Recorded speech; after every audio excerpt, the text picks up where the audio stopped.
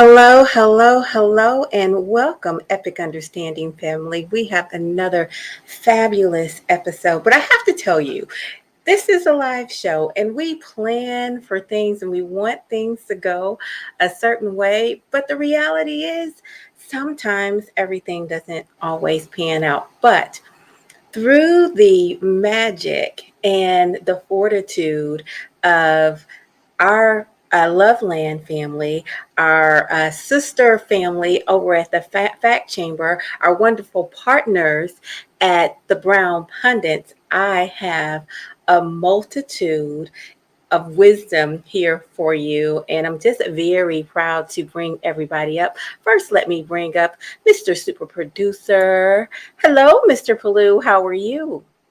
Yeah, hello, Coach Love. Hello, Coach Love. Glad to be here. Yes, things don't work out as we always wanted. I'm the producer for this show, but unfortunately, the show we had ready for you couldn't come out because of some unfortunate news. Our wonderful guest who just blew us away. His name was Abhijit Iyer, who came last time for part one that we're reviewing today. Unfortunately, some things happened, and he's ended up in the hospital, and he said he needs surgery. I don't know exactly what. I didn't want to get all in this business, but eh, um, everybody keep him in your prayers and your thoughts. He was a blast. And if you didn't watch part one yet, go back and watch part one and see who we're talking about. He was a blast. And I hope he said whatever he's going through is not serious, but he's still in surgery. But I just hope he makes a speedy recovery. And I'm praying for him and everybody. And this review is dedicated to the prayer in his thoughts for our prayers of our prayers for him to get well soon. Yeah. 100%. Our prayers are with Abu Jet. Know that we are thinking about you and we're appreciating you. And next, I have let's pop up. Oh Blue, how you doing? Oh Blue, you were on the first episode of Blood Brothers. I was, and I second the appraisal of the guest who cannot be here because Abhijit did a great job, and I was really looking forward to hearing from him again. So that's sad, but we'll carry on as best we can. I hope he gets better soon. I'm praying so as well. Now we have an amazing man, Omar. Hello from Brown Pundits. Hello, hello, hello. Hi, good evening. Uh, I, Good uh, evening. Good evening. I have no You idea what I can contribute here, but I will check it out. well, isn't it? Yeah, Isn't it interesting that he's being modest? Be careful about this gentleman. He's going to blow you away. But wait, I'm not going to say that. I'm going to continue to play it down like he is. All righty. Hello, Stanley. How are you? Family Stanley is from the Fact I'm, Chamber community. I'm good. And would you say that Stanley is a historian?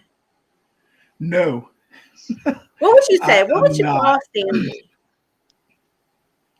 Just an old man who reads books. Okay, an old man who reads books. We'll go for that. Hello, Steve. How are you? I'm doing good. How are you doing? Now, as I understand it, you are a resident of both the Fact Chamber and Loveland. So you must be really I am. amazing.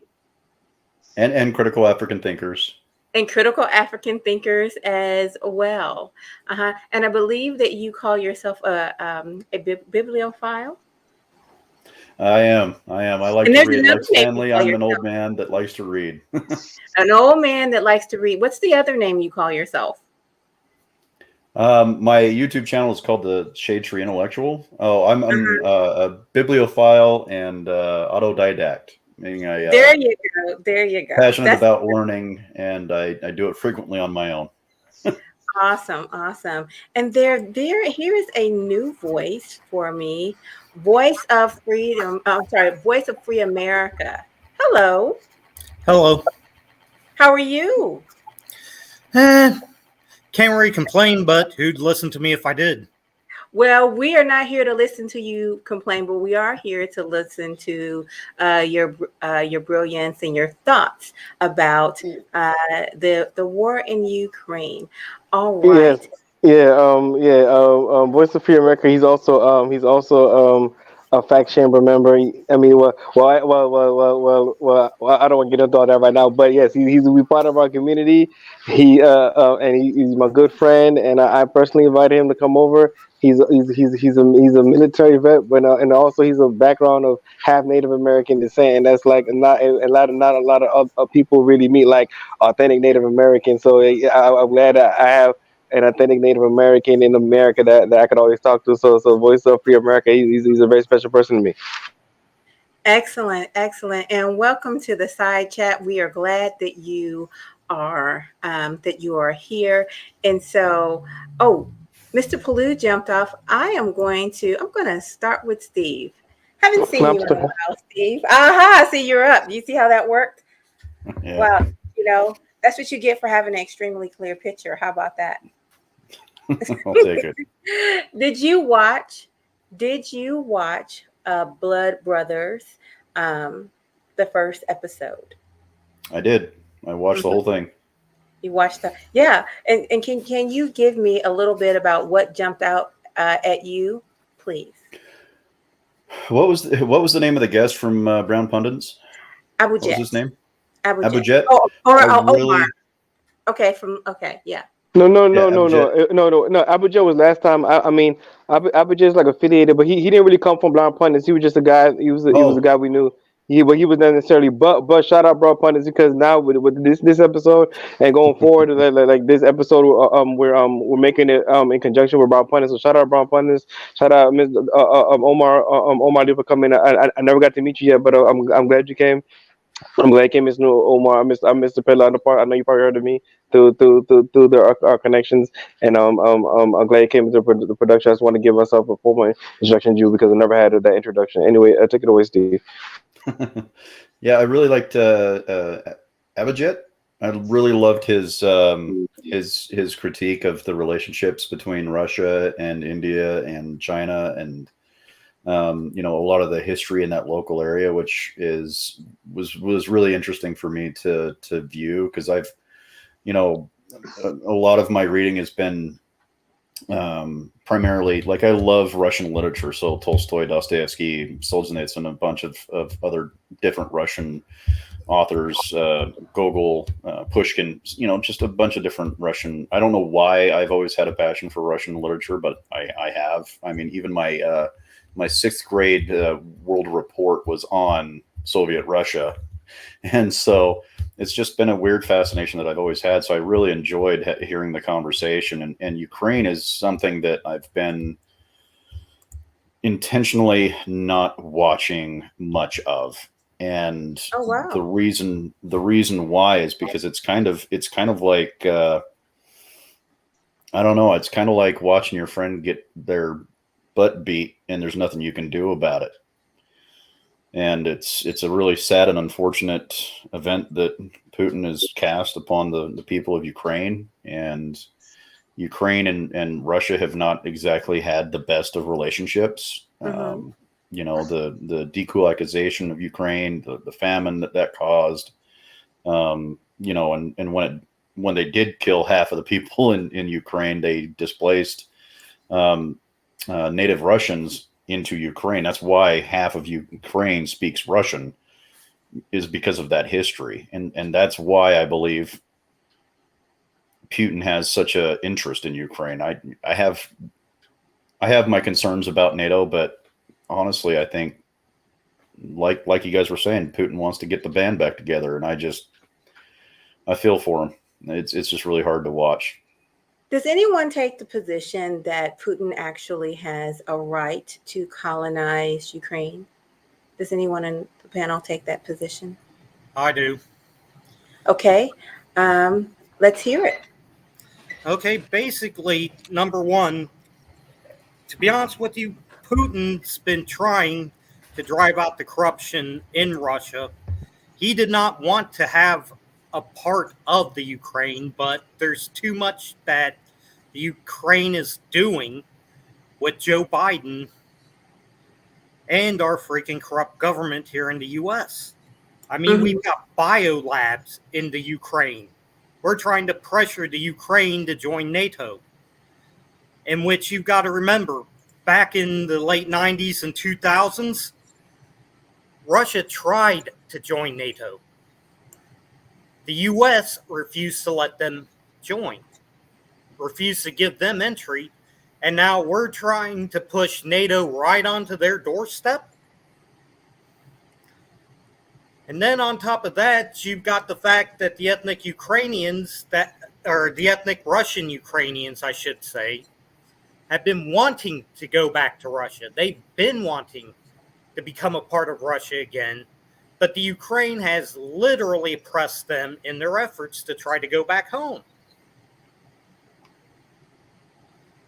I mean, haven't you guys heard about how the Ukraine literally sealed their borders to the ethnic Russians even before Chechnya? Back when they were first saying, we want to go home, this country's corrupt, we don't want to have to freaking slave for Burisma, they got blown off. The borders were sealed to them. Their bank accounts were frozen even before Chechnya declared its independence from the Ukraine. Mm. And I'm going to put you on pause, Voice of America, just for a moment. Not that I don't want to hear you, but Omar is shaking his head, and I want to see what this motion is about. Oh no, I was just saying that some of those things don't strike me as correct. Ukraine was the one trying to join NATO more than NATO trying to get them in. In fact, NATO was quite resistant to getting them in at this point, at least. And in any case, there was the bottom line is that there is a nation state recognized borders internationally, recognized even by Russia itself. But the Russians were sort of okay with it as long as they had their puppet regimes in Ukraine. But when their puppet regime got overthrown, they feel that since Ukraine is sort of their backyard, they should get to make all the decisions there. You can argue that this is how great powers behave. This is how America would behave if China was making Mexico a colony. People make all these arguments. Well, in that case, you still have the same situation. It means that they are not doing anything sort of moral or good. They're doing what great powers have done to smaller countries. And it's an act of war is still an act of war. And if the Ukrainians were in NATO, they would not have been attacked now. So maybe they should have been already. But in any case, those are all arguments. People will have endless argument about this. I'm not an expert on Ukraine and don't want to get too much into it, but it did strike me as being somewhat off. I see. Oh, Blue said he has something to say about that. Oh, I think Omar did a great job of dispelling the part about NATO trying to force itself on Ukraine, and really, I'm quite surprised at the opinions that were expressed, because, I mean, that's an unusual viewpoint for, I think, an American to have, a Westerner to have at this point in time. So it's interesting, fascinating, but I found none of the contentions to actually be true. The facts, quote unquote facts that were asserted are not accurate. And as far as, like, for instance, the biolabs, which are one of the latest, ways of saying that we are somehow complicit in this, that we were trying to set up some kind of biological warfare capability on Russia's doorstep. A quick Google of the topic will show that there are stories about this that were open source, that were press releases by pharmaceutical industry groups and things like that. There was actually a group that was formed in Europe, pharmaceutical companies, who had a special project to try to assist the Ukrainian pharmaceutical industry and testing industry to blossom. So I don't, casting the fact that there are some laboratories in Ukraine as some kind of nefarious, way to demonize the relationship between Europe and Ukraine, or Ukraine and the West, and make it seem ominous to Russia, and rightfully so, is a stretch. It's basically, it's not accurate. Well, hold Now, on one go ahead. moment. Yep. I want to bring the Voice of America back up and just have you chime in, because you've had two people that have asserted different views than you, and I really want you to kind of address their thoughts. Okay.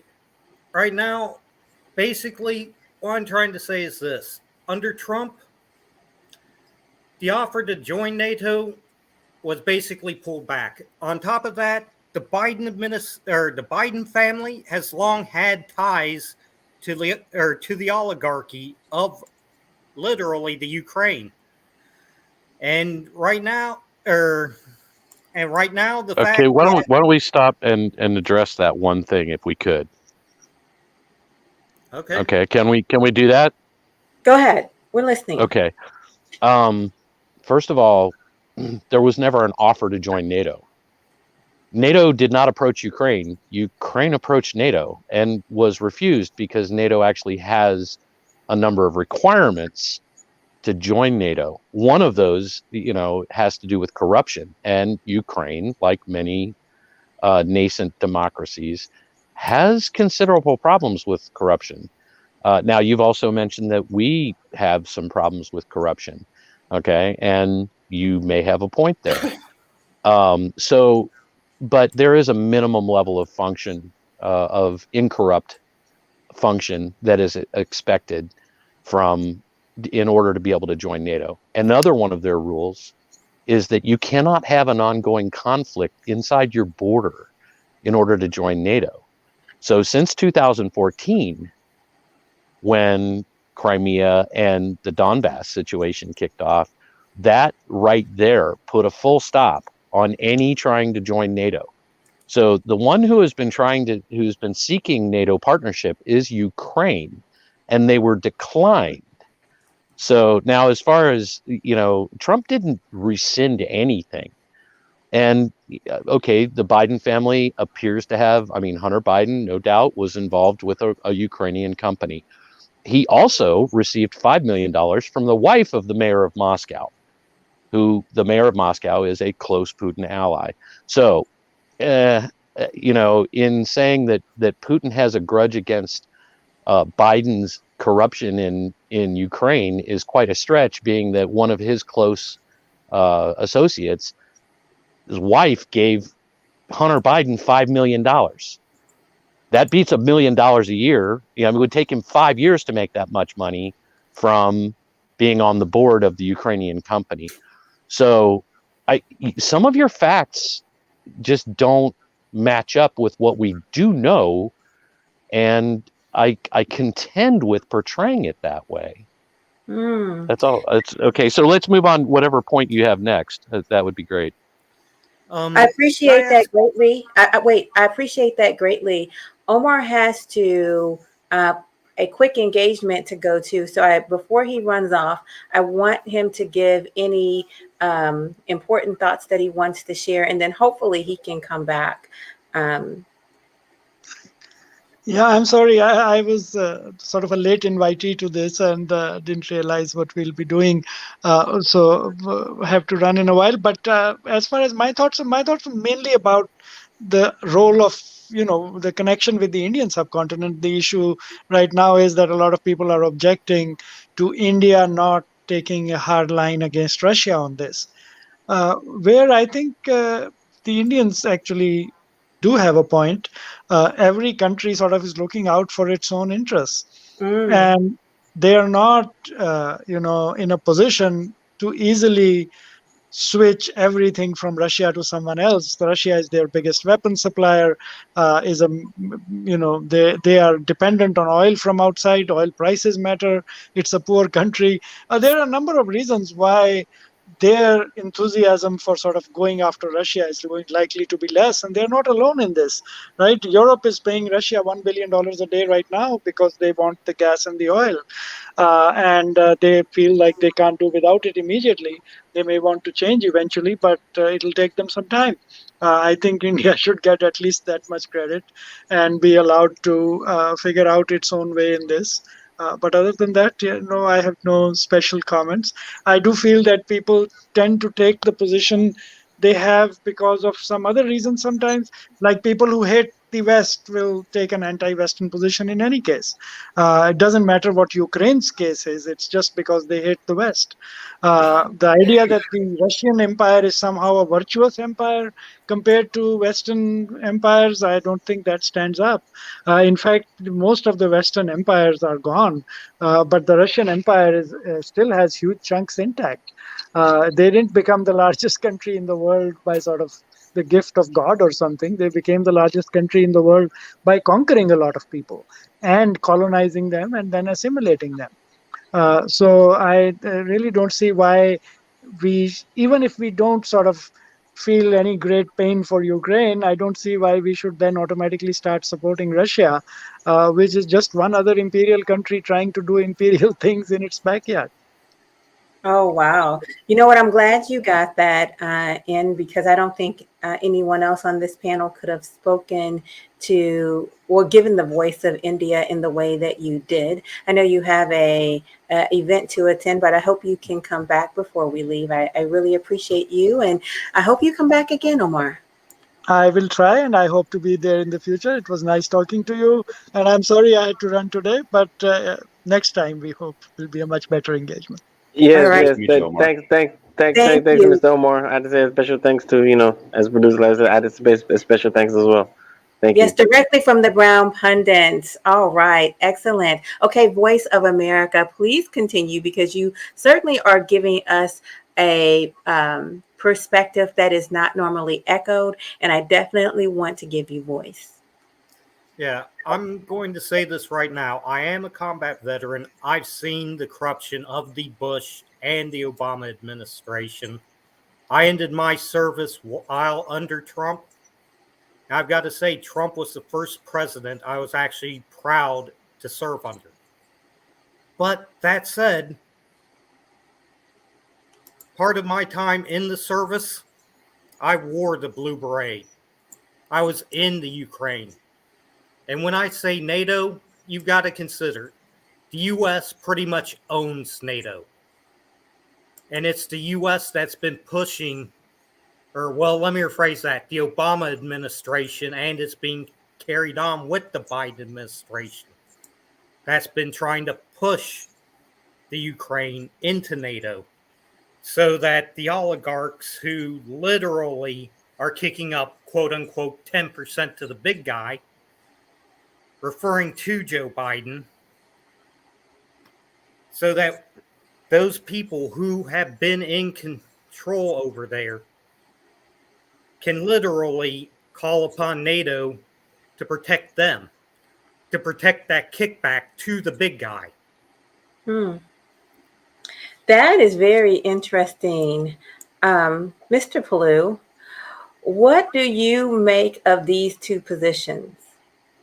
I mean, me personally, when I look at these positions, it's like it depends your media sources. You have to understand a lot of the warfare now is information, right? So you have to look at where you get your information. So we all got to be critical about what the mainstream media is giving us. You might have to look at alternative media, because there's a lot of alternative media media sources like me. I'm an internet watcher. I'm a YouTube watcher. I may as long not only do I produce YouTube things, I consume YouTube as well, and I consume a lot of independent media and other sources, and so it's about information, because a lot of people are reporting things very differently, and many people could have different reports. So I mean, we can't discredit everything. I think we should, by us having these two perspectives here, and them expressing it, we have to keep an open mind, and look for alternative news, and don't always trust the stories, and be critical. So that's what difference of opinion is to me. We could agree to disagree, but we all should be critical about the information that we're taking in. Thank you very much. Okay, all right. Steve, what are your thoughts? the limited amount of knowledge that I have, I'm going to use some critical thinking skills here, and hopefully they'll apply. What I think okay, so first of all, let me acknowledge what Voice of America is saying is, even if we assume that what he is saying is true, which I don't know enough to dispute, so I'm not going to try. I'm going to assume that he's being honest. It still assumes kind of the consequent, where even if it was true that we did have those facilities in Ukraine, it still does not stand to reason that it was a good enough cause to enter into a war with Ukraine. It's much more realistic if we implore Occam's razor here, that the simplest answer tends to be the most true, which is Putin is there exactly for the reason he is saying he's there. And what reason what reason have you heard him say that he's there? What reason do you assert? Well, the general consensus is that, he did not approve of NATO being so close to his borders, which there's a problem with that logic in itself, which is, okay, he takes Ukraine. Well, now he's got other countries that are NATO countries that are still on the border of his land, right? So it's kind of a ridiculous argument, because he's just going to go from one place to one place to one place until all of the places have NATO on his borders. So it's kind of a useless argument. Steve, I want to jump in real quick. I want to question this. Yes, but I hear what you're saying, and it's like the classic domino effect thing that we have in our language as a figure of speech for when these type of things happen, right? We think there might be a domino effect, the same way we thought in the Soviet days there might be a domino effect, right? So, but nowadays there's limitations. I'm gonna tell you the one thing that kept coming up, and the one thing Abhijit also was bringing up, and everybody sort of understood this. I mean, there's some political realities that we have to see. Like, we have to understand that in some nations, especially a big nation like Russia, with a huge nuclear arsenal, a whole nuclear umbrella, and advanced enough military, advanced more than most militaries, with his own military industrial complex, with his own hardware, with his own capabilities, it is not going to enforce its own sphere of influence. Like, yes, this is imperialistic, but we have to realize that, yes, I totally agree, this is an aggressive imperialistic move, but we have to understand that imperialism in geopolitics is somewhat natural, and it was kind of always the case to begin with. So it's like they're asserting their sphere of influence, and they're going to do that. And if we be naive that countries who are capable of doing that won't do it, we'll get into these problems. I think this issue was an issue of naivety in the global consensus, in the international consensus. That's why a lot of people now are talking about the end of globalism. You understand? Because it could be seen as a naivety or a flaw, or just something in the cog that didn't, something in the system that's flawed. They cause this, and this is why people are rethinking.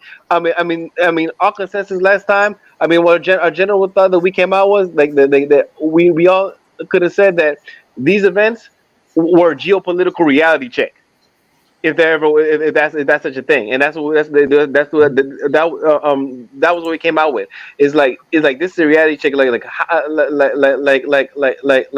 like people are going to do this. These countries build up arsenals for a reason. I mean, it's real. We can't be naive about it. And if we think that, if we think that these norms, institutional norms, we can just have them idealistically that don't reflect the reality of the powers that play. We're just fooling ourselves with saying this is international law, this and this, that, and the third, because people are going to move according to their capabilities for their international interests, and we have to respect the reality of the mindset of a nation, and state continuation, and state self-preservation. Thank you very much.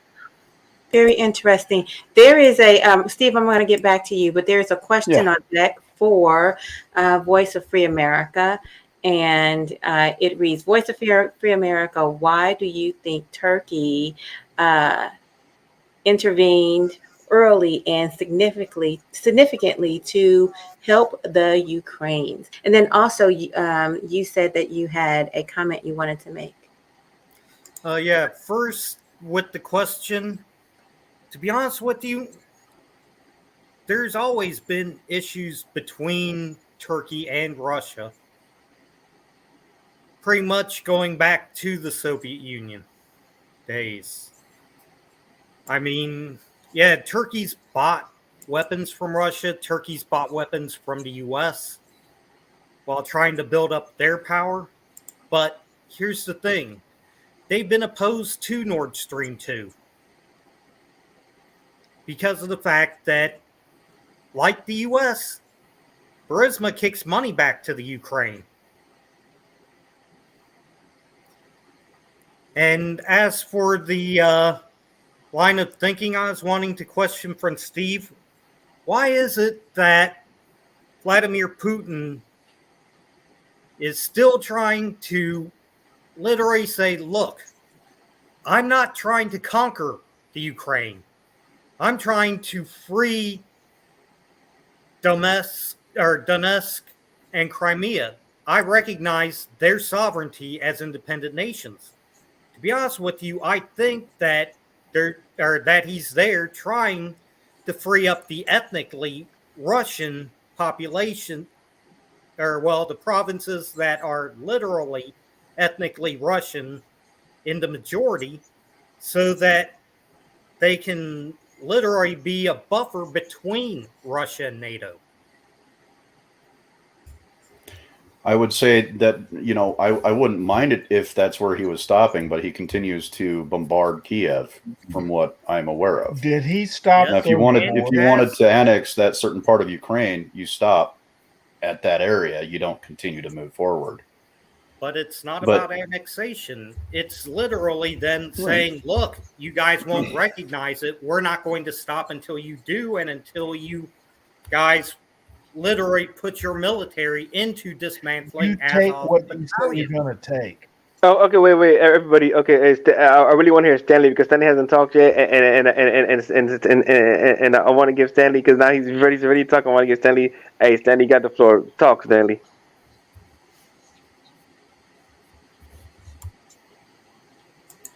Stanley? Oh gosh, he's frozen. Can't hear you, Stanley. Man. And we can't hear him. Oh man. Hey, maybe he'll get us in the chat. Like what Stanley said is stop where you say you're going to stop, but that's not what Putin has done. Yes, but and I pointed out, I gotta jump in, if you don't mind. I've actually got to go eat dinner, so if I can just finish up this line of reasoning really quick, and I'll leave you guys to it. Like I said, all things being true, if they are all true, even if we had facilities in Ukraine, what happens when he wants to go after other facilities that we have in other places? What's to stop him from going to each one of these places and just doing whatever he nilly-willy wants and invade any country he chooses where America could possibly be a threat? The chances are, even if NATO was there, we're not going to invade Russia, right? Nobody's going to invade Russia. It's been tried twice and it failed miserably. Even in today's day and age, no one's going to be foolish enough to mess with the second largest, or actually the first largest nuclear power in the world, because they have more nukes than we do. It would just be silly. So there's this comfortable stalemate that was present before that I don't understand why he would risk another major assault on Russia just because of a couple of biochemical companies that really honestly don't present a threat at this point in time. So that's kind of where I stand. But I love you guys. I got to go eat some dinner, and I'm going to continue listening. But love you guys and appreciate everybody here. And thanks can't wait for to hear you coming, guys' responses. Steve. But I just want to make sure I understand. You're saying that he's after some biochemical companies? Is that what you're saying? No, even if he was, it doesn't give him authority to invade another country. I see. I see. Okay. Well, thank you. I know how you hate large panels, but I'm glad that you came up and It's voiced your okay. opinion. I hope you can join us in the chat. Will do.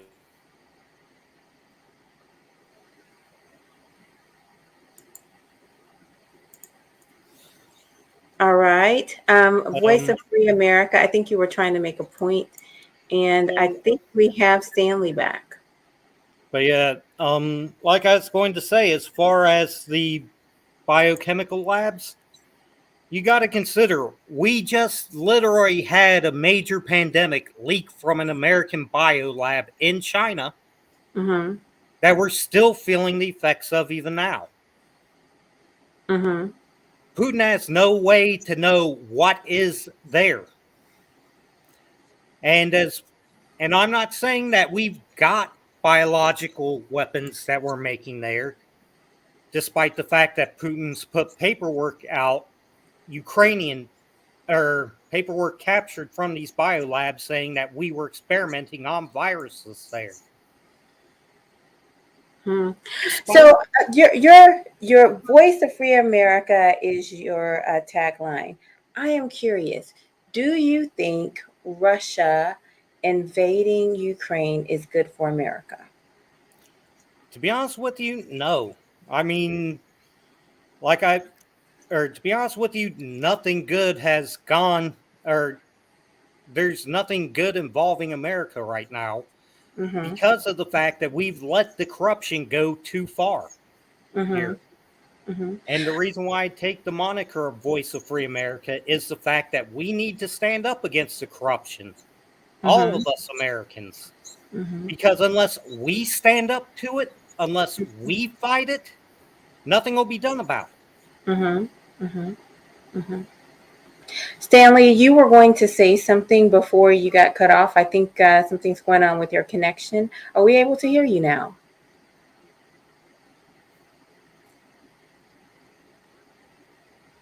Oh my gosh, we're not. Oh, Blue, are you there? No, Stanley, I Stanley, you am. can you hear me now? Oh, it's still not working. Oh, No, he's not Yeah. working. Go ahead. Oh, Blue. Um, I'm just gobsmacked. Honestly, Do you I'm want to know? gobsmacked. I want to freeze. I think we all need to be gobsmacked. We need to hear the dissension from what we all think everybody is thinking. Does that make sense? Uh, So that we I can suppose start. so. I Yeah. suppose so because, but the problem with dealing with essentially hallucinations is that you spend all your time talking about hallucinations, Mm, and this is reality. So, I mean, there are things that we know that have been, that are easily discoverable. Like, mm-hmm, for instance, Googling just simple, and we all know that Google results are flawed. They're mm-hmm, filtered. mm-hmm, But we're talking about press releases and things like that about, that just because most people weren't aware that there were pharmaceutical labs or bio labs in Ukraine doesn't mean that it was secret. So if you go back and you look at the number of stories, and this is easy to do, anybody can do this, okay? And instead, we're getting wrapped up in, like the concept that all of this was secret, like this has suddenly just been revealed. Okay, first we knew of it, but how many people looked into, pharmaceutical associations getting involved in Ukraine over the past 12 years? How many mm-hmm. people looked into that? How Right. many people looked into that? And then all of a sudden there's news stories about it. So yes, it's brand new information. It doesn't mean that it was secret. So if you look, the information was all there. hey, I mean, okay. there were people Let me talking make about sure it. There were then. people publicizing it. Hey, So, hey, oh, Blue. Okay, let me jump in. I want to ask you this. Then I want to, and anybody else can answer too. After oh, Blue. Okay. Do you think there's a lack? Oh, Blue gone. Oh man. Oh no, he's there. Okay, No, I'm he's sorry. not No, done. no, no, no, no, no, no, no. Do you think there's a lapse in journalism, or the lapse in the duty of journalism to making this the top priority? Because we've had a lot of news, and why hasn't this been a top priority news? Is journalism in No, America for doing a disservice, or not living up to the potential of the service of what we need from journalism by the this not being simple front answer. page news all the time? The simple answer is yes, but not the way that I'm hearing you say it.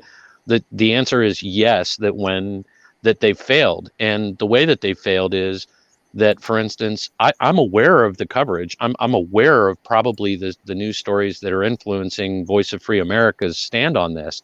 Um, but I did my own research when this came up, and I looked into it and then said, there's a lot here that Tucker Carlson is not talking about.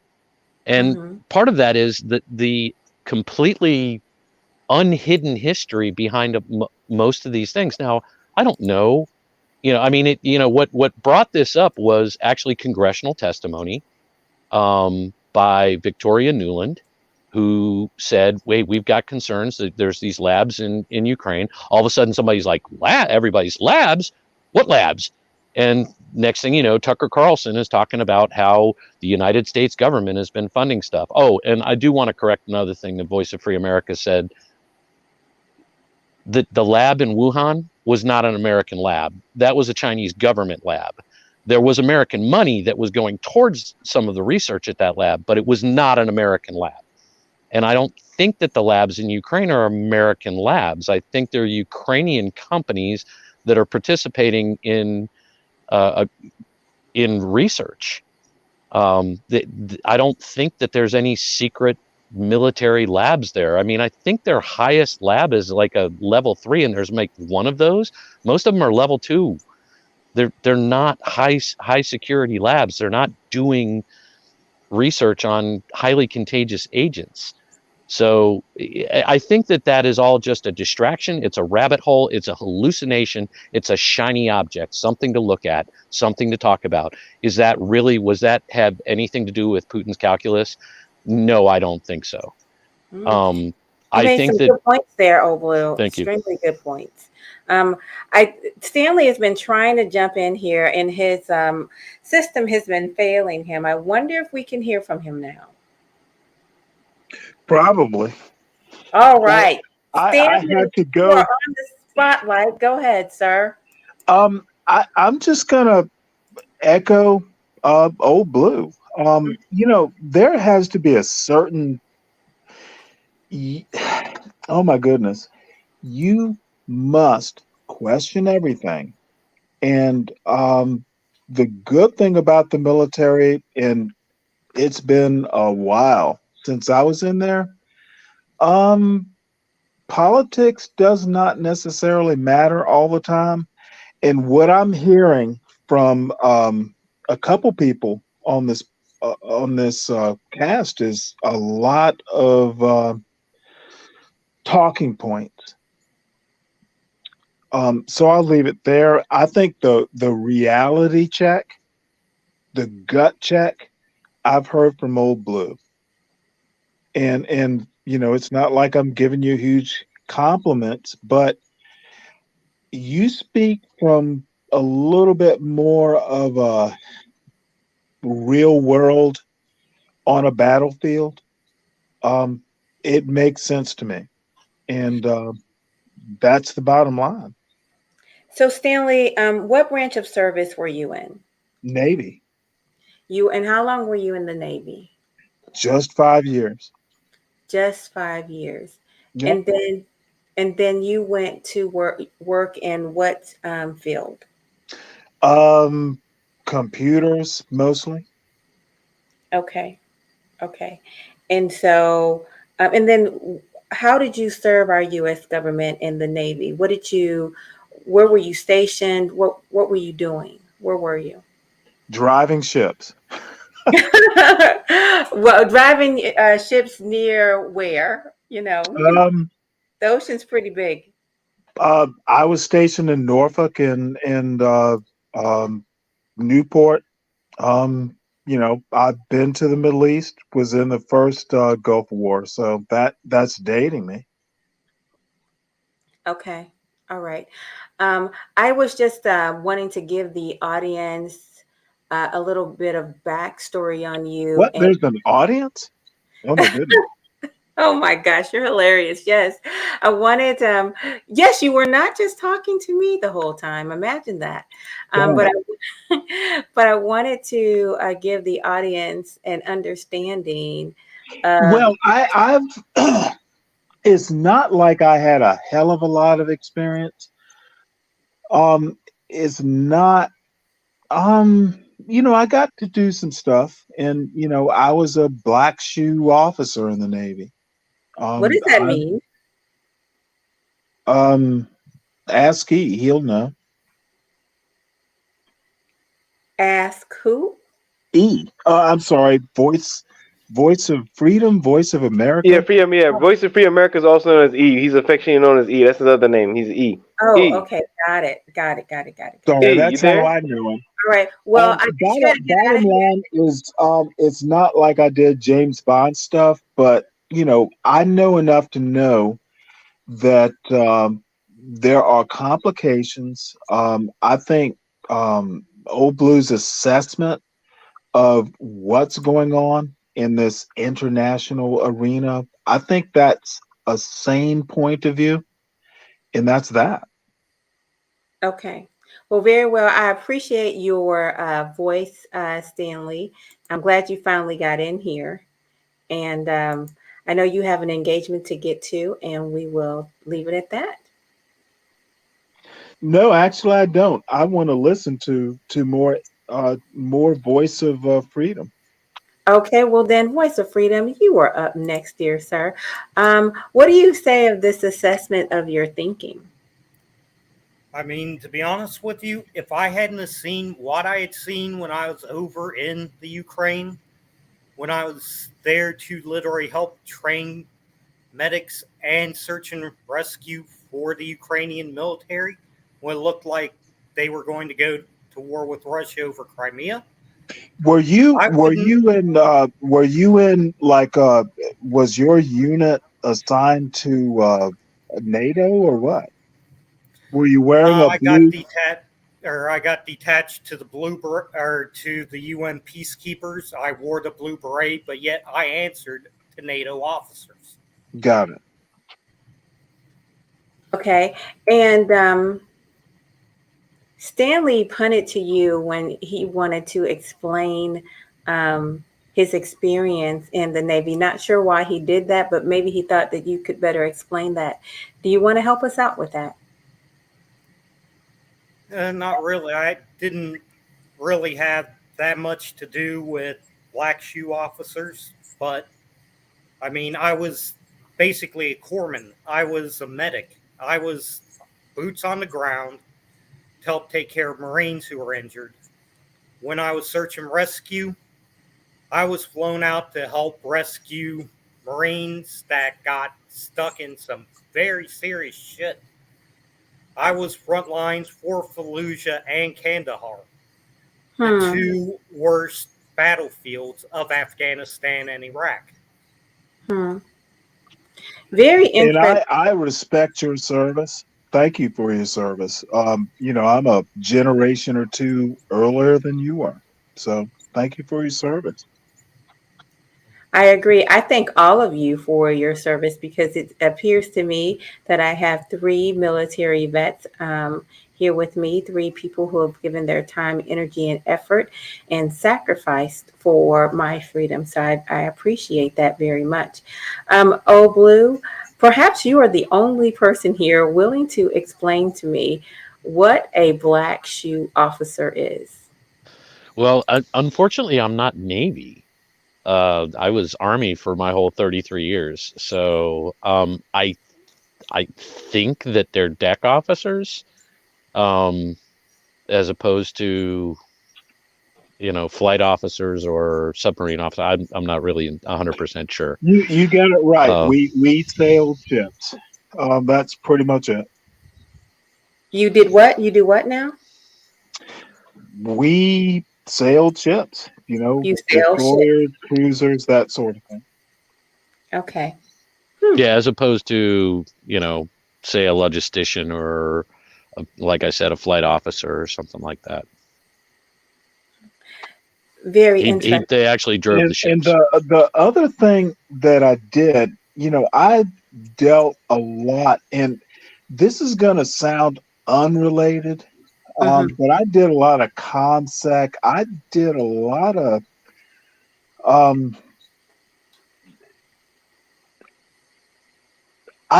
lot of things where I kind of knew what was going on in the world, and I don't think. Basically, what I'm trying to say is this is Putin. Um, this is Putin just being a dick, Oh, and essentially, I don't agree with the whole.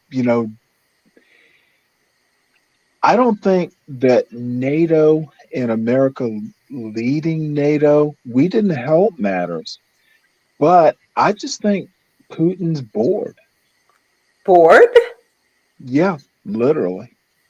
Wow, I mean, it's hard to say bored though. I mean, yes, okay, you might not agree with what Putin is doing, right? And I totally Well, understand why I you don't won't agree. care. Wait, Well, see, please, that's please, the please, please, please, interesting please, thing. please, I please, could please, care please, less please, what Stanley, Putin please, thinks. Stanley, please, Stanley, please, Stanley. Let me finish my thoughts, Stanley, please. What I'm saying is that you might not agree with thing, you might not care less, or you might not whatever. But you shared a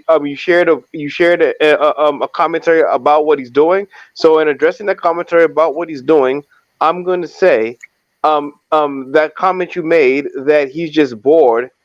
Uh, it's hard for me to see a leader of Russia, country with over 100 million people, the largest nuclear arsenal according to the consensus of military observers, a powerful military, a big nation geographically, the largest land nation in the whole world, a big source of petrol and fuel and natural resources and minerals and energy and energy supplier.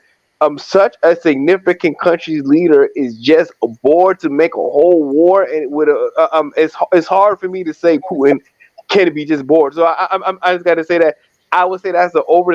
I would say I would definitely say that, in my humble opinion, that would be an overstatement.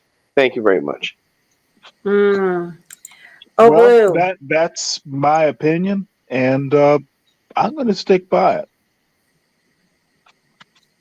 Mm. Oh, Blue. What say you, sir? First of all, that made me laugh when Stanley said Putin's just a dick. That made me laugh. I literally laughed out loud when you said that, Stanley. That's awesome. I think that the issues that we need to concern ourselves with. The first broadcast was talking about how the histories of Ukraine and Russia were intertwined, and we also got a really great insight from Abhijit from about the South Central Asian, the Indian viewpoint on it, how they don't really have a dog in the fight. How he did express some of what Omar talked about India's typically had a good relationship with Russia, and an adversarial relationship with China, and seeing the two having their interests aligned at the moment is deeply unsettling for India. And at the same time, they don't want to jeopardize their relationship with Russia because they still fly a number of Russian aircraft, and the engines on those aircraft, the Russian engines, are not nearly as durable as American jet engines. But beyond that, India doesn't have the capability. The Russians, as part of their contract, would not allow the Indians to do, for instance, the major rebuilds on the engines, the major like depot level maintenance when an engine starts to get worn out. So they literally rely on getting the engines for those fighters those fighters that they depend on to defend themselves against China, they need to be able to keep putting engines in those planes that continue to work. And the only way to do that is if Russia will fix their engines and ship them back to them by Hold contract. on real That's quick. the way that it works. I want to get to Anna's previous question. I want to get to Anna's previous question. Okay, I which didn't one? see it. What is it? The previous statement, the statement about Putin. I want to read out the statement about Putin. Okay, he has a Okay. lot going on here. This one right here? Yeah, Oh, yeah, the yeah, board? yeah, Okay. yeah. And then, other associate producer said, I agree. Putin is anything but bored. Putin is extremely intelligent and has a long-term, high-resolution strategy. It will be very dangerous to underestimate him. And I just want to Yes. highlight that because that's the point I was No, making when I said, wait, listen, Stan. That's the point I was making is like it's hard. You can't under. I mean, to me, for me, in my humblest opinion, it's hard to just underestimate the leader of such a powerful country because of the responsibilities that he's in, the rulership that he's in is like it takes a. I mean, I would have to think it takes a lot to be the president of Russia. I would have to think that I would have to think so. Of a major country like that, would also have to think that it takes a lot to be that. I mean, I can't see how he's bored. I mean, and to get to this position, he must be a strategic thinker, and to hold his position, to hold power in a country for this that long, is of country of that wonderful. significance. I mean, it's hard for me to say he's just Why would bored. Putin even start this BS if he wasn't bored? It's the reasons he has Oh no. strategies. Yeah, it's not I'm not because sure you he's bored. agree. Yeah, it's not I because want he's I bored. He to has yeah. strategies. wait. I want to just Well, tease you this know, out. Hold on one oh, moment, please, gentlemen. I want to tease this out a little bit, gentlemen, because Stanley, I doubt that you mean bored in the typical way. Surely you no, don't. I mean it literally. You mean that he has nothing better to do? Is that what you're Yeah, saying? I mean that. Interesting. And It's the hard to way believe. the boredom is there is stuff in his country that needs to be fixed. He wants to get those folks thinking about something else. So I wouldn't describe that as boredom. If that's your thinking, I wouldn't describe that as boredom. Okay. And in that regard, I can kind of agree with that a little bit. I don't believe I agree with Anand. I don't believe that he's intellectually bored or anything. I think he's definitely got an end state in mind. That the issue is that none of us know what it is. But I think that Stanley makes a good point in that there is a fair portion of this that is for domestic consumption only. For instance, when it's similar to why Putin talks about denazification. The rest of the world doesn't. The rest of the world doesn't take that seriously. The rest of the world knows that Ukraine was not being beset by Nazis. So it doesn't seem to make sense to us. It sounds almost like crazy talk. It's not for that part of his message is not for us. That is to appeal to Russians. I agree with And Sharman. Can I say one thing? Sharman Yeah. is right. When I was over in Russia, or not Russia, the Ukraine, Mhm. I saw members of Azov Battalion in government positions, in military positions. I'm not talking like privates or even second lieutenants. I'm talking high grade officers. so So Azov Battalion is literally the Well, neo-Nazi movement of the Ukraine. you know what? You can say that all you want, and I don't. First of all, it's one battalion. One battalion. How many battalions does that army have? Secondly, is Zelensky in the Azov battalion? be Is he a gentle. Nazi? Yeah, Is but Zelensky, who's Jewish, he's a Nazi? Is that what you're telling I'm me? not saying that he's a Nazi, but I will say he's a fascist.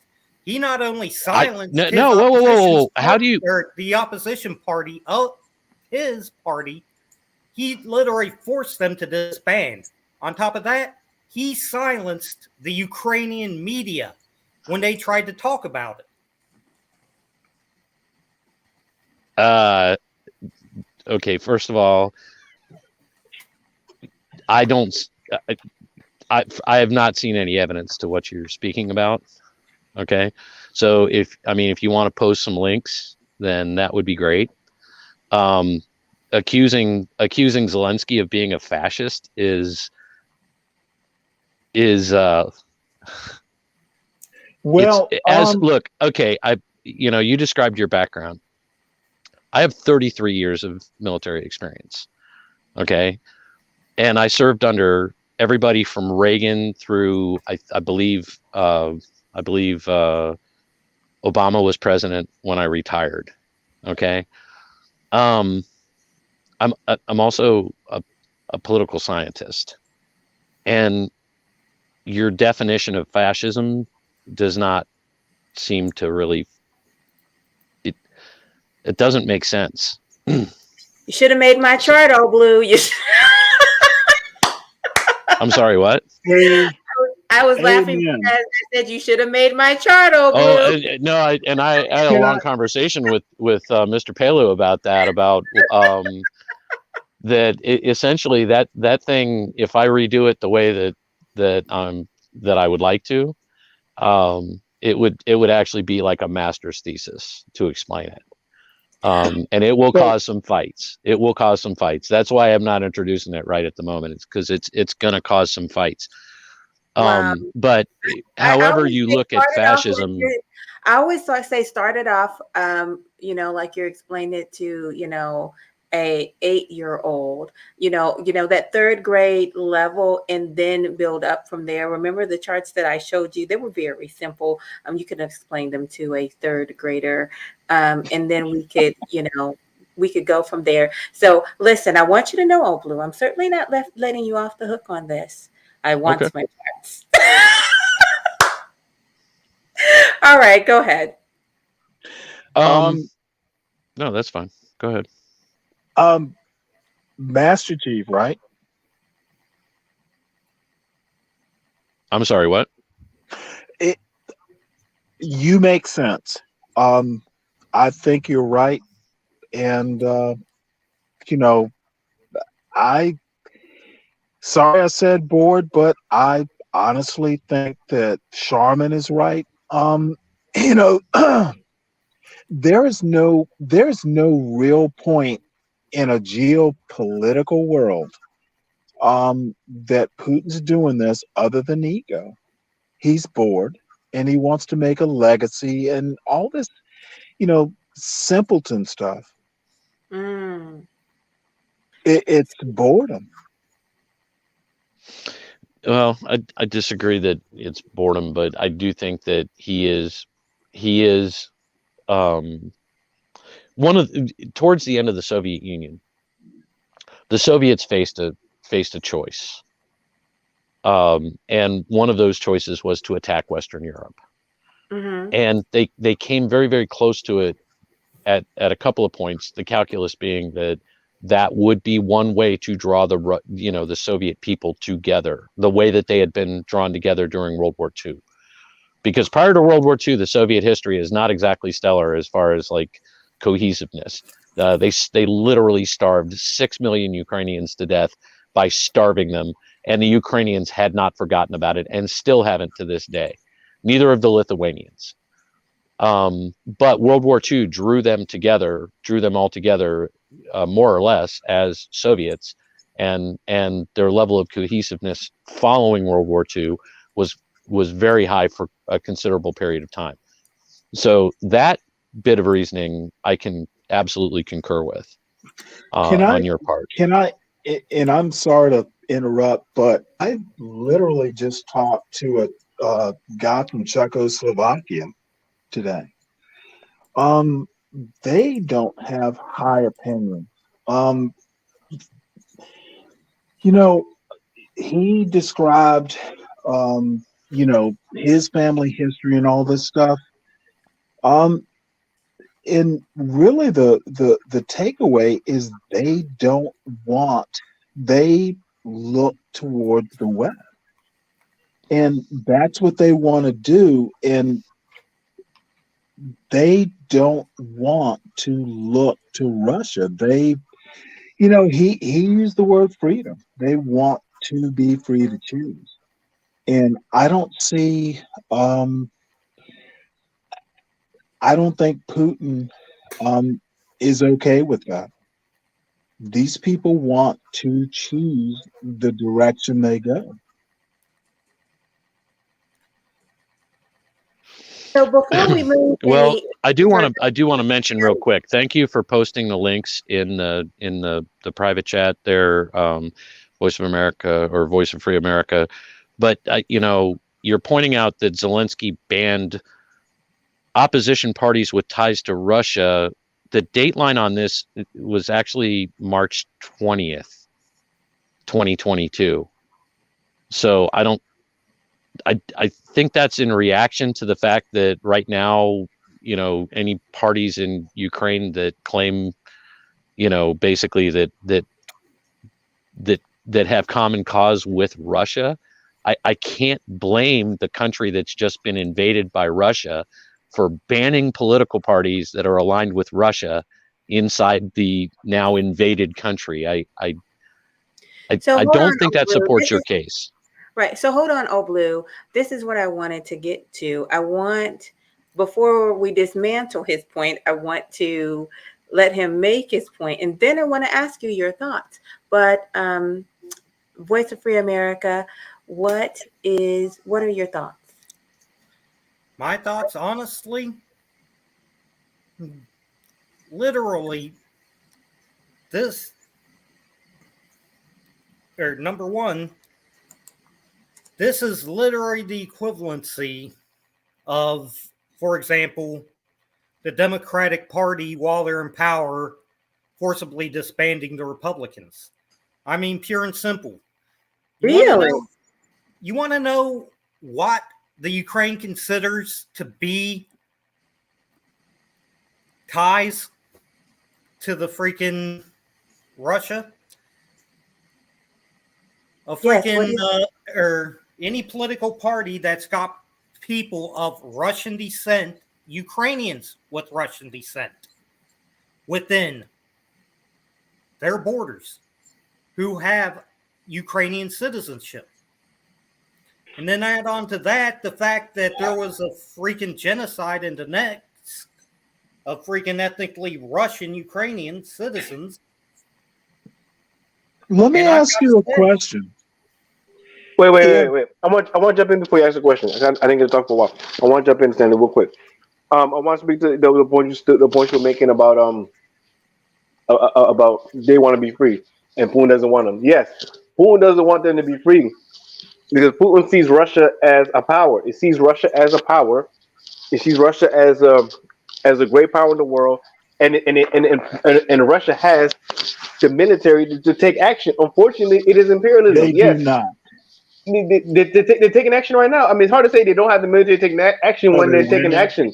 But they're taking action. I mean, they're able to launch a military expedition outside of their borders, right? I'm not saying they're winning or not. I don't know. I don't know all the things. I mean, Anna probably could tell you because I be honest with you, I've been focusing on history and I haven't been focusing because I was getting prepared to have a more historical thing and I hadn't been focused on the current battleground. So I can't tell you the exact state of the affairs now about Mariupol. I knew they've been taking towns like Mariupol.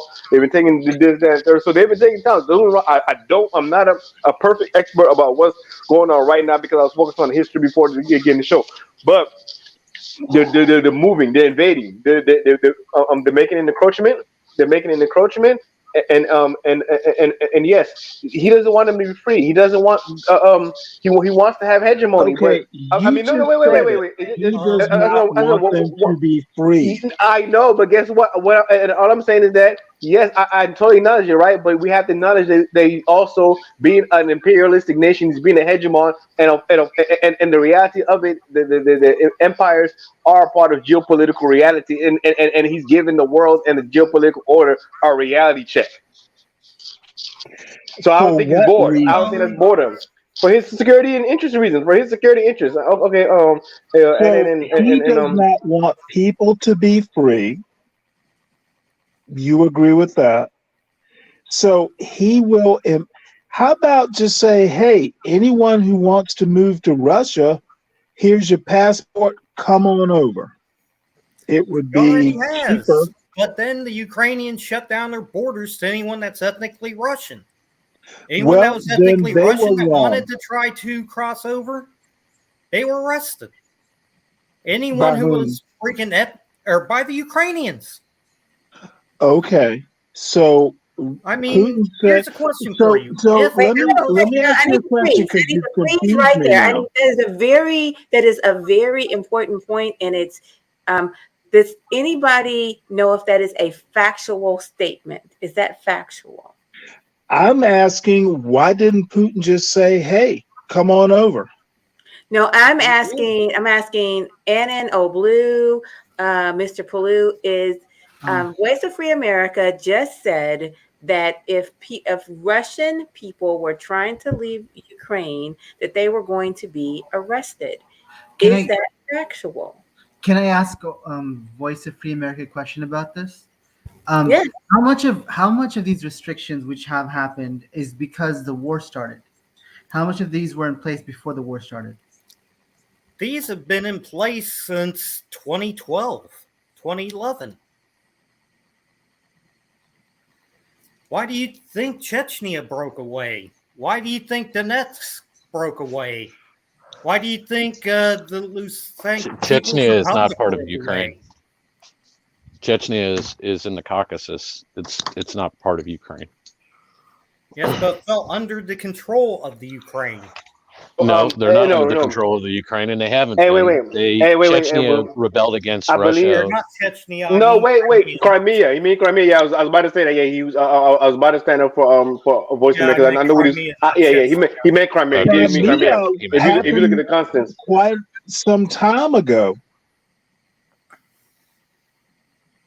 How is Crimea Okay, No, even? no. Yeah, oh, okay. Let me clarify a little bit. Yes, if you understand his context, he was saying Crimea, and he's saying that You ever since. said Wait, Crimea. listen. Yeah, yes, but he was. I mean, he was making a mistake. He said Chechnya by accident. He meant Crimea. Hold on, Stanley, please. Right? He said I would because I didn't want us to get confused on semantics when I understood the context of what he was saying. So I okay. wanted wait. So I wanted to say yes. He was meaning Crimea.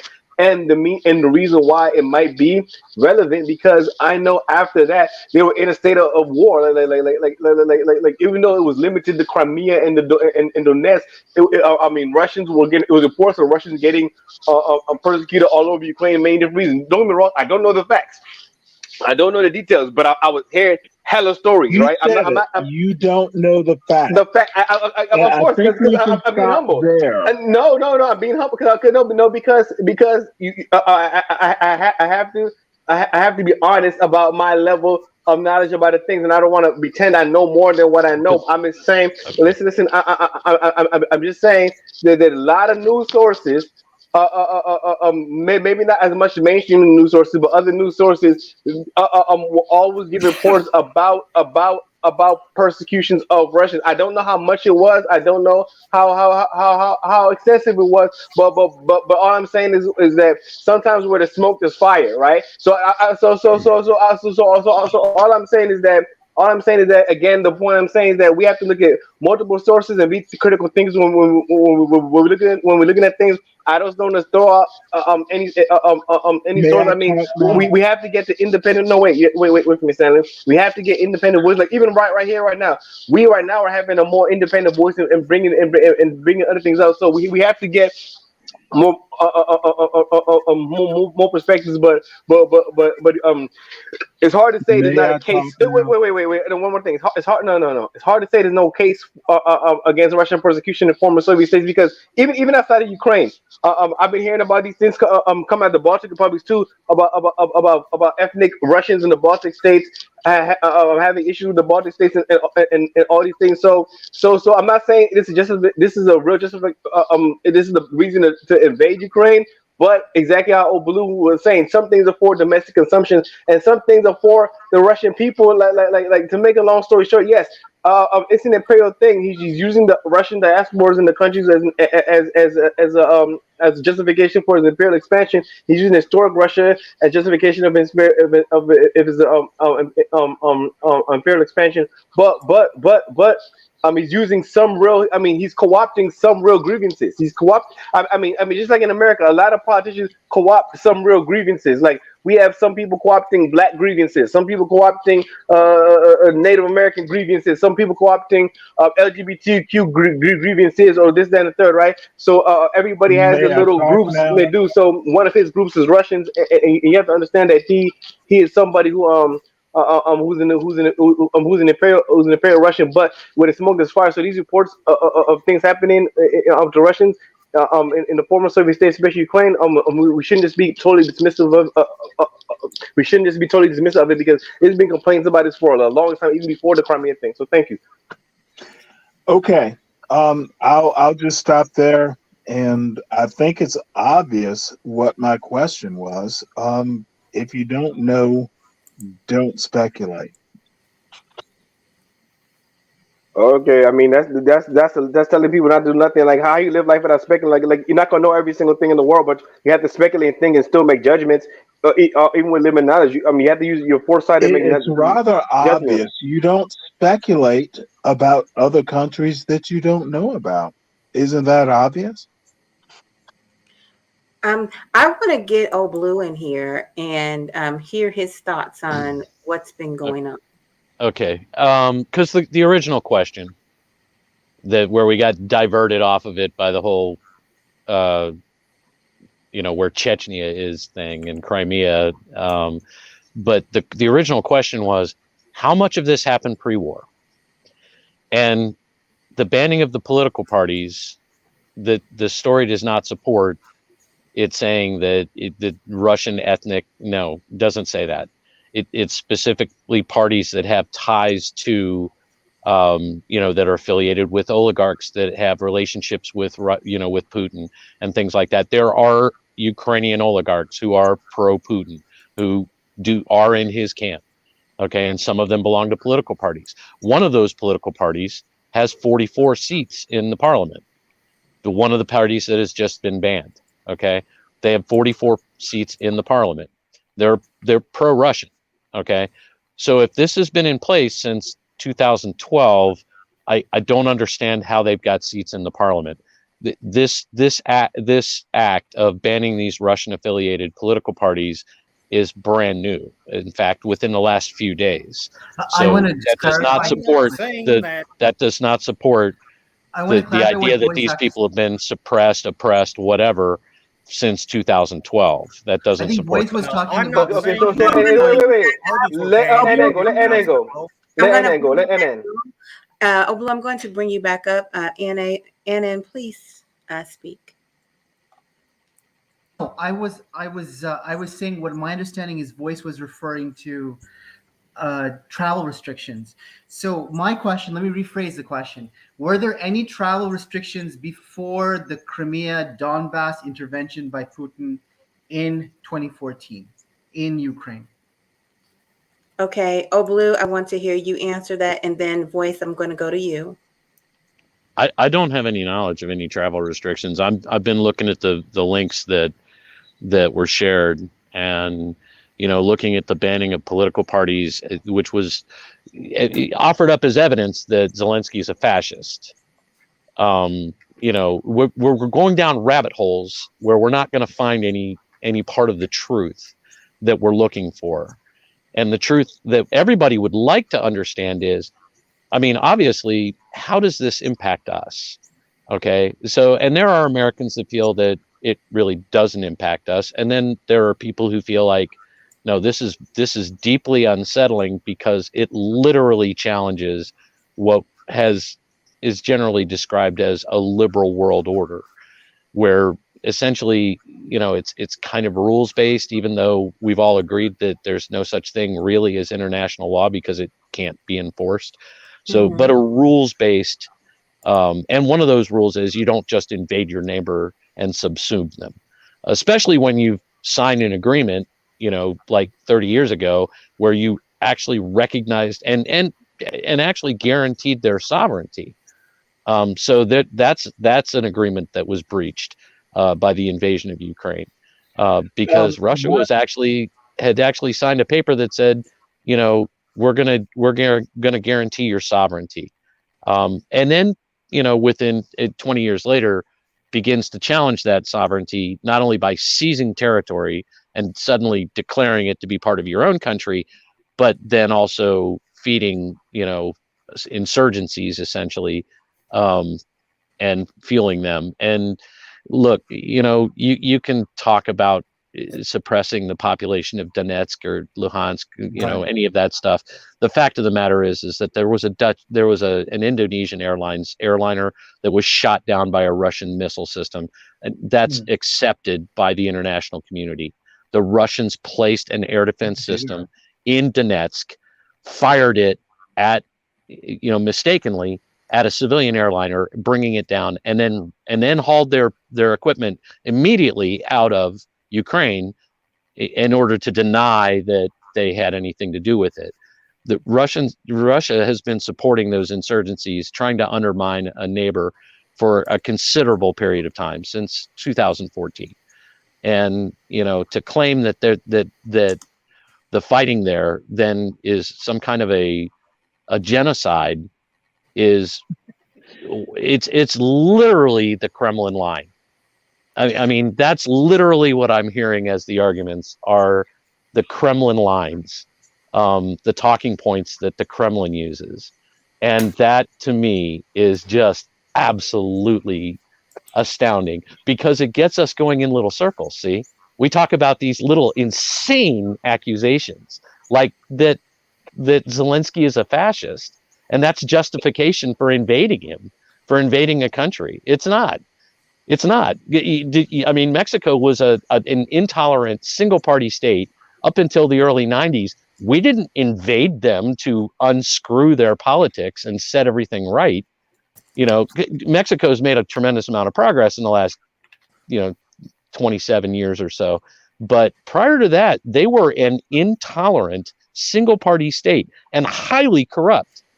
Okay, they still have many, many issues, and yet we don't invade them to set everything right. It's just not. That's not an excuse to violate the sovereignty of a country.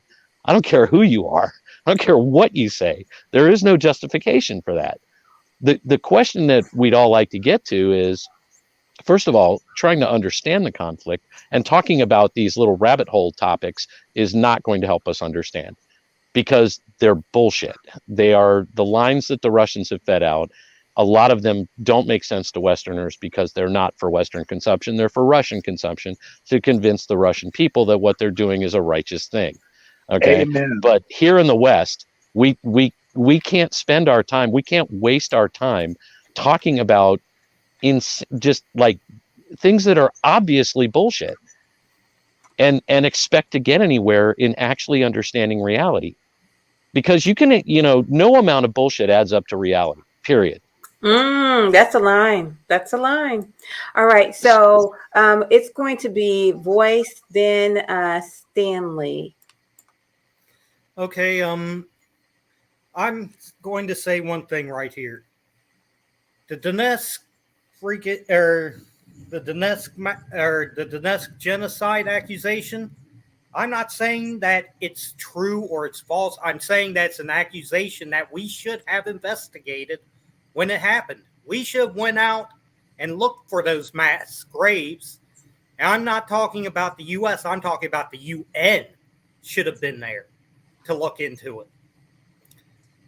Additionally, earlier on, you're talking about Azov Battalion as though it's an actual military battalion. It's not. It's literally a neo-Nazi movement that took on the name Azov Battalion. I'm not sure how big it is. I just know that there were members in pretty goddamn high places when I was in. High up places where no extremist should ever be allowed in any country. Okay. All right, Stanley. Well, actually, Old Blue pretty much said there's a reason the U.S. should not get involved in this sort of thing. We've done it in the last 20 years. We have done some things we should not have done. And I guess my real question is, do we have the right to do it? Are we on moral ground? We're not. I think this is also somewhat irrelevant because there's many other parties to this fight. It doesn't matter what the U.S. does. The rest of NATO will help the It Ukrainians. does matter what the U.S. does. Why does it matter, Stanley? This is not our fight.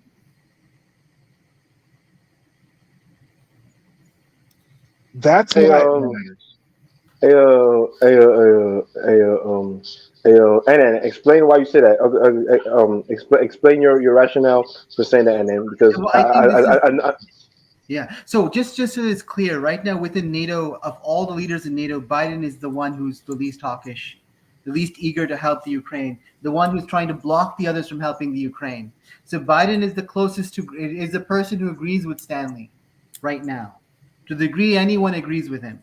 But the thing is, this conflict has a life of its own, and a lot of countries like Turkey and Poland and others want to help the Ukraine. And I think So they're going to, the whether the West U.S. hold could on, wait, fire Turkey and Poland. Stanley. Let Annan finish the thought because I really want Annan to have a time to really I think to really get his point across. this is a sideshow. I don't think this is the real topic. The real topic is we should discuss what's happening in the Ukraine now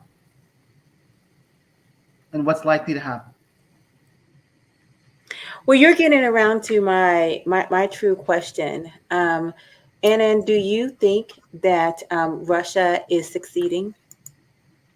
Can we show a map, a Google map? Can you share it on your screen and just go to the Yeah, if you Ukraine? drop the link, that will be great. I'll share it. Drop the link of the I map. think I'll try to drop a link. Well, I mean, I can drop a link. This is a Russian map, mind you. Mm-hmm. So do not 100% give it authenticity, but just look at it. Maybe you can click Okay. on that. Okay. I don't know if that does that open. If not, Yeah, it then opened for me. Just give me one moment. One moment, please.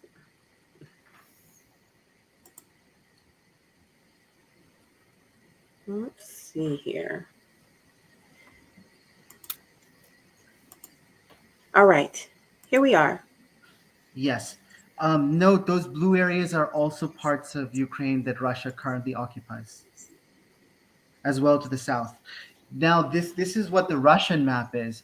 Note that the Russian military plan appears to be to have the Northern Army move up, the Southern Army to move down, and to cut Ukraine into two. They're trying to grab E95. That's a highway that goes from the north to the south to the border. And if they grab E95, then the east is cut off. I mean, I don't want to speak. I would rather have. Why don't we just let um, who else can speak other than me? No, speak, just Wait, speak. question. Because you Just have no, I mean, no. I want you to share a little bit about what you've gathered about the breakdown of right now, according to the Russian side, and according to the what Russia's putting out, according to their advances. Whatever you've gathered, I want you to share what you've gathered, Anand. so I will ask this question to others. As far as I know, currently satellite maps aren't being released or they're being grayed out.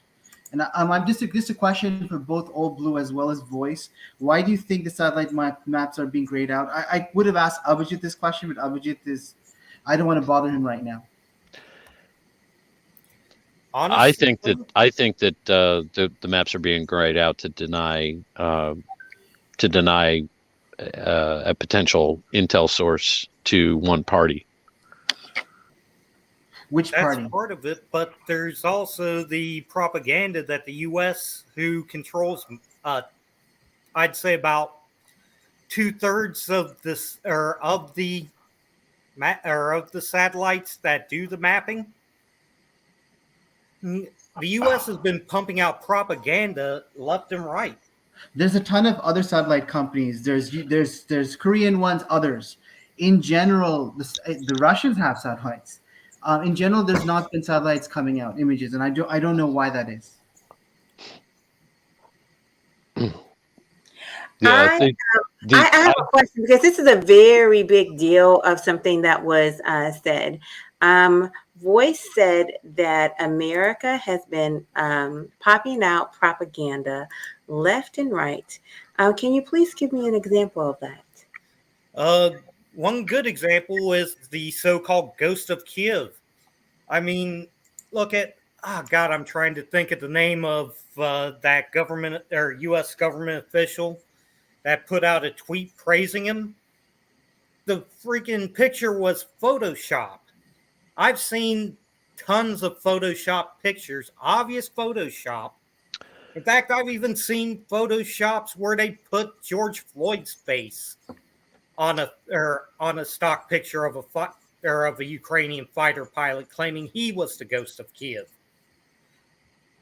For one example, here's another example. The U.S. wants to keep talking about how schools are getting blown up, but they won't talk about how Ukrainian soldiers are hiding in those schools.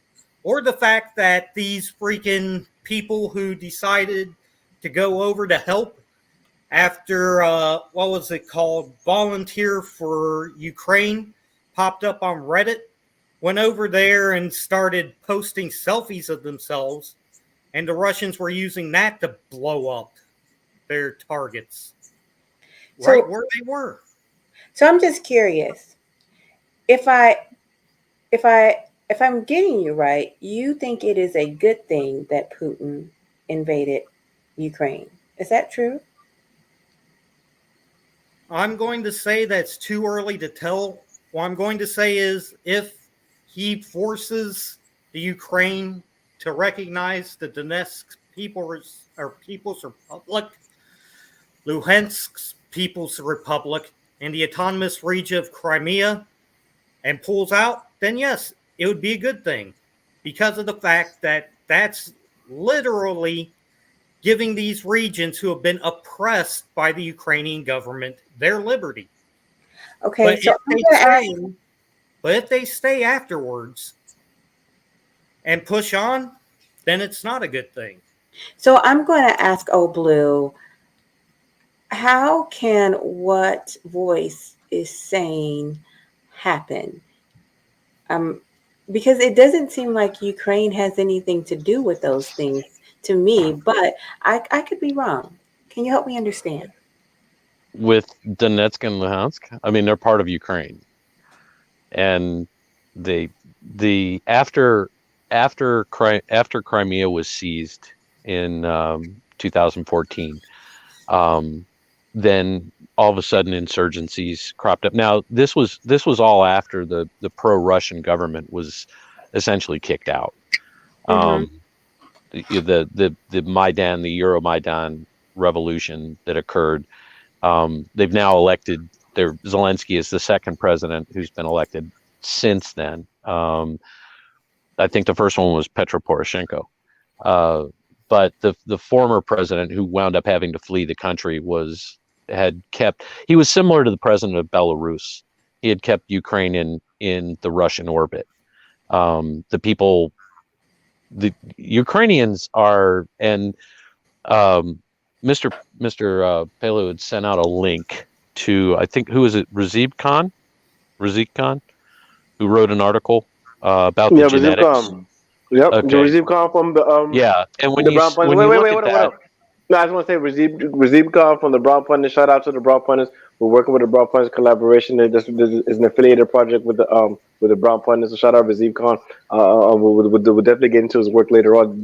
We were actually going to highlight that work by Razib Khan because even Abhijit in the first episode that we're reviewing right now had mentioned us to read that work by Razib Khan on the genetics of the Russians and Ukrainian people. So shout out Razib Khan and shout out Abhijit. Hope you get well again.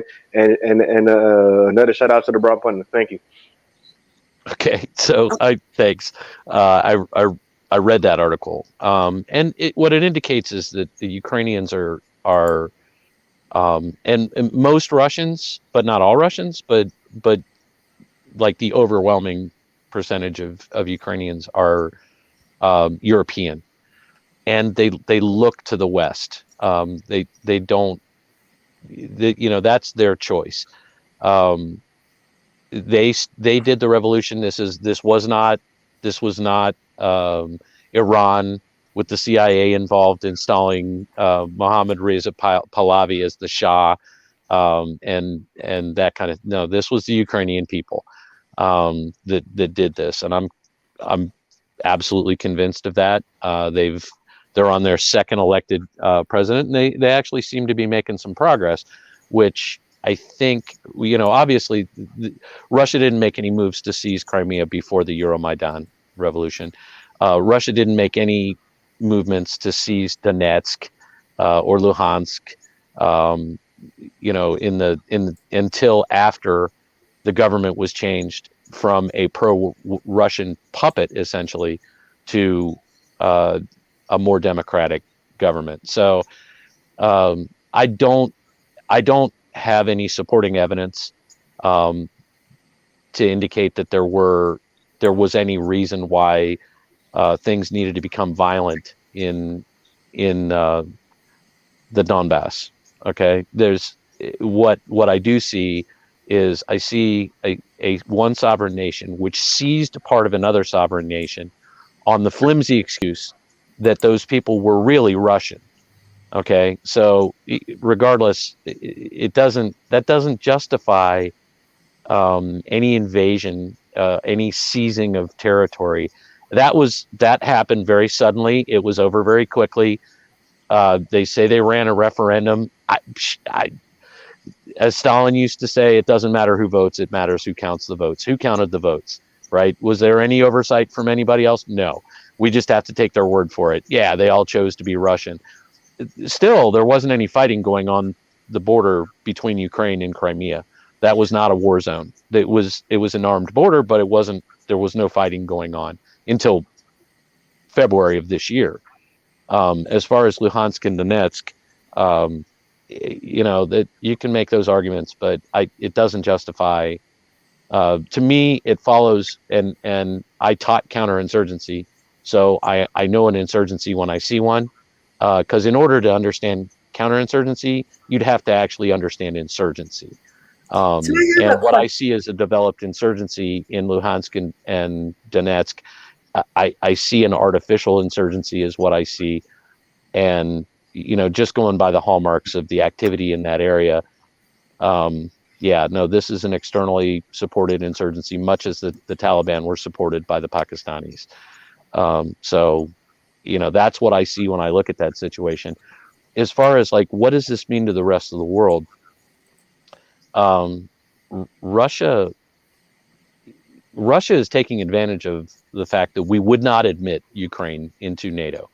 And so they are not covered by Article 5. Pelu, before you go there, I just want to walk down this path of Russia having the right to invade Ukraine because there are Russian people in Ukraine.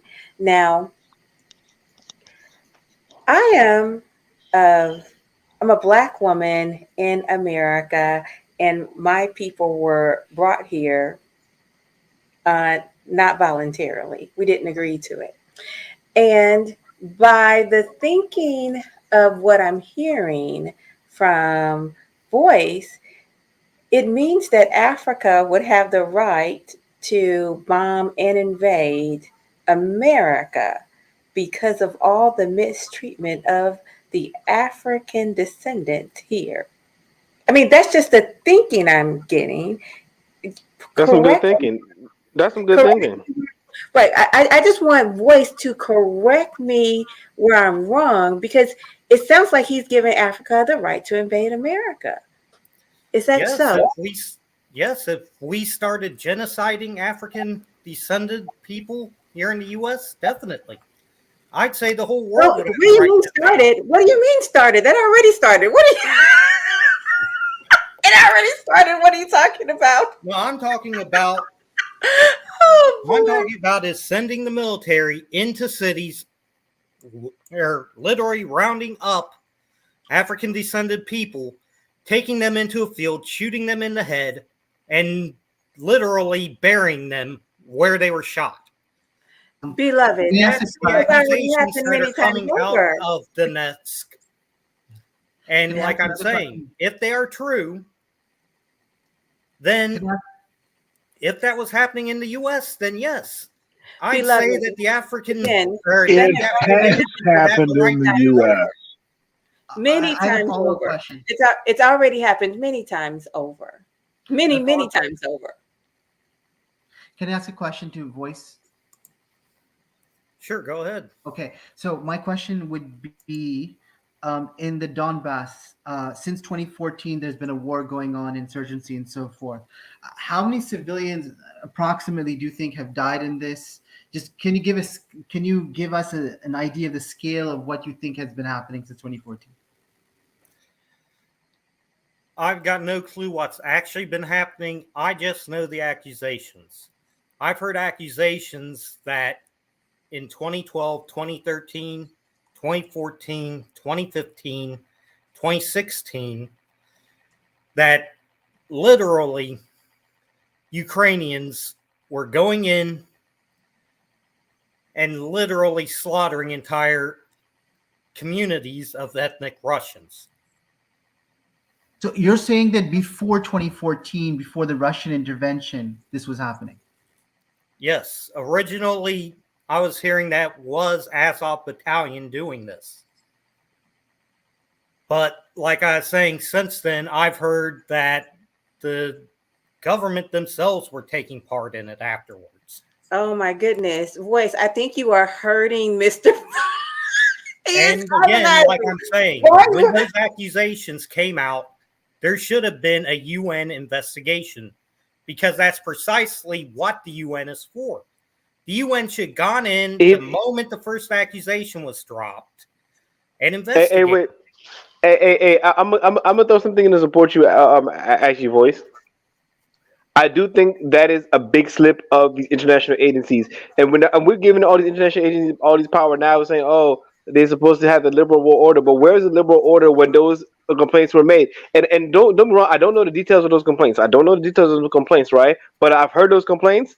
I've heard those complaints or similar complaints to that. I told you I don't know the detail. I'm not trying to pretend I know the details of it, right or wrong, right? But I know in the world these things happen and they go underreported, underinvestigated by the international community. Another big example is the situation of people in the in East Turkestan or Xinjiang in China. They've been oppressed for a century. They've been saying they're in concentration camps, 2 million of them, right? But if and China, of course, China denies this, right? But all China has to do is open itself up. Like how can China deny such a thing and it still have it be a rumor if China could if China was an open place you could just go and see that what people are accusing China of doing is not happening, right? So with all that being said, the international community is supposed to be the one checking in on these things. So yes, do I think the international community has failed in doing their check-ins? Absolutely. Absolutely, I do feel they failed in doing their check-ins many times. I mean, in my humblest opinion, in my humblest opinion, my humblest analysis of the situation. So when now the geopolitical order, or what blues like to call the liberal order, if we see it breaking down, I mean, we should already said it was corrupted to begin with. It was chinks in the armor, and now the new geopolitical order is going to have to reformulate itself. That's why the talk of the town on this matter is the end of globalism. And I don't really think it's the end of May I ask globalism, but you a I mean, wait, wait, question? wait, wait, wait. Yeah, Well, I don't think it's the Jimmy, end of global. I just started talking. No, wait. I don't think it's the end of globalism completely, but I think it's a reforming of the world order with multipolarity and starting to see Abhijit described it last time as not necessarily totally multipolar, but 2.5 with China, with little point 0.5 being Russia. But I would think it's multipolar, and I had the conversation with even people like Anam because there's other major powers and other major economies like India. You know what I'm saying? There's other quads happening. Even Europe is operating in a NATO minus U.S. fashion. Even according to Nasser Anna, he could tell you more about that, right? So if you look at it, different poles are happening, and the geopolitical order is reforming. So I mean, Trump. I mean, I said Trump. Putin and Trump did too before. They gave the world a reality check. I mean, Putin was. I mean, Trump was the American Trump card Joker president, the American Trump card, and now this is another Trump card that we're facing right now, or another reality check on the political order because he's showing you that this is what we're doing right now, and I'm really gonna do that. And unfortunately, we can't be naive about these things. We have to always expect these things and always make the calculation beforehand, so we don't have to have the suffering and the loss of lives now. Naivety is not gonna help us. The only thing that's gonna help us get out of the situation, the geopolitical reality, and real politics. That's what we should ingrain in our thinking. That's what we should come out learning from this, learning from the recent events in Ukraine and Crimea, and constantly, even our little power that we have in our world, be be agents of knowledge and understanding and evaluating. So I'm happy that we're having this type of conversation. So yeah, Stanley, go. I want Enjoy No, that it's to not experience. Stanley. No. It's going to be Anna, and he's going to be I really want quick, and then it's going to be I want to Stanley. follow up on Coach Love's question. I'm just going to say what the Russians are saying in the Donbass. They're claiming many tens of thousands of civilians have died on a much greater scale than what happened in Bosnia and Kosovo before the NATO intervention. That's what they're claiming. But it could also just be the fighting that has been very severe in these two regions since 2014. So my question for you, Voice, is let's look at ADOS in the U.S. versus Ukraine. Similar Don't you population? dare. No, about the Don't same you population. dare Let him finish. Okay, This is we have breathing. about the same population. Okay, about 13.5 to 14,000 were murdered in 2020. Voice, how many people in Ukraine do you think were dying per year? Just to put it in scale, what you think was going on in the Ukraine against Russians before Putin's intervention? To be honest with you, I have no clue, and that's part of the reason why I'm saying that that the UN should have been in there investigating the first time that freaking claim dropped. Just like the UN should have been in to investigate the US over the mistreatment of ADOS peoples.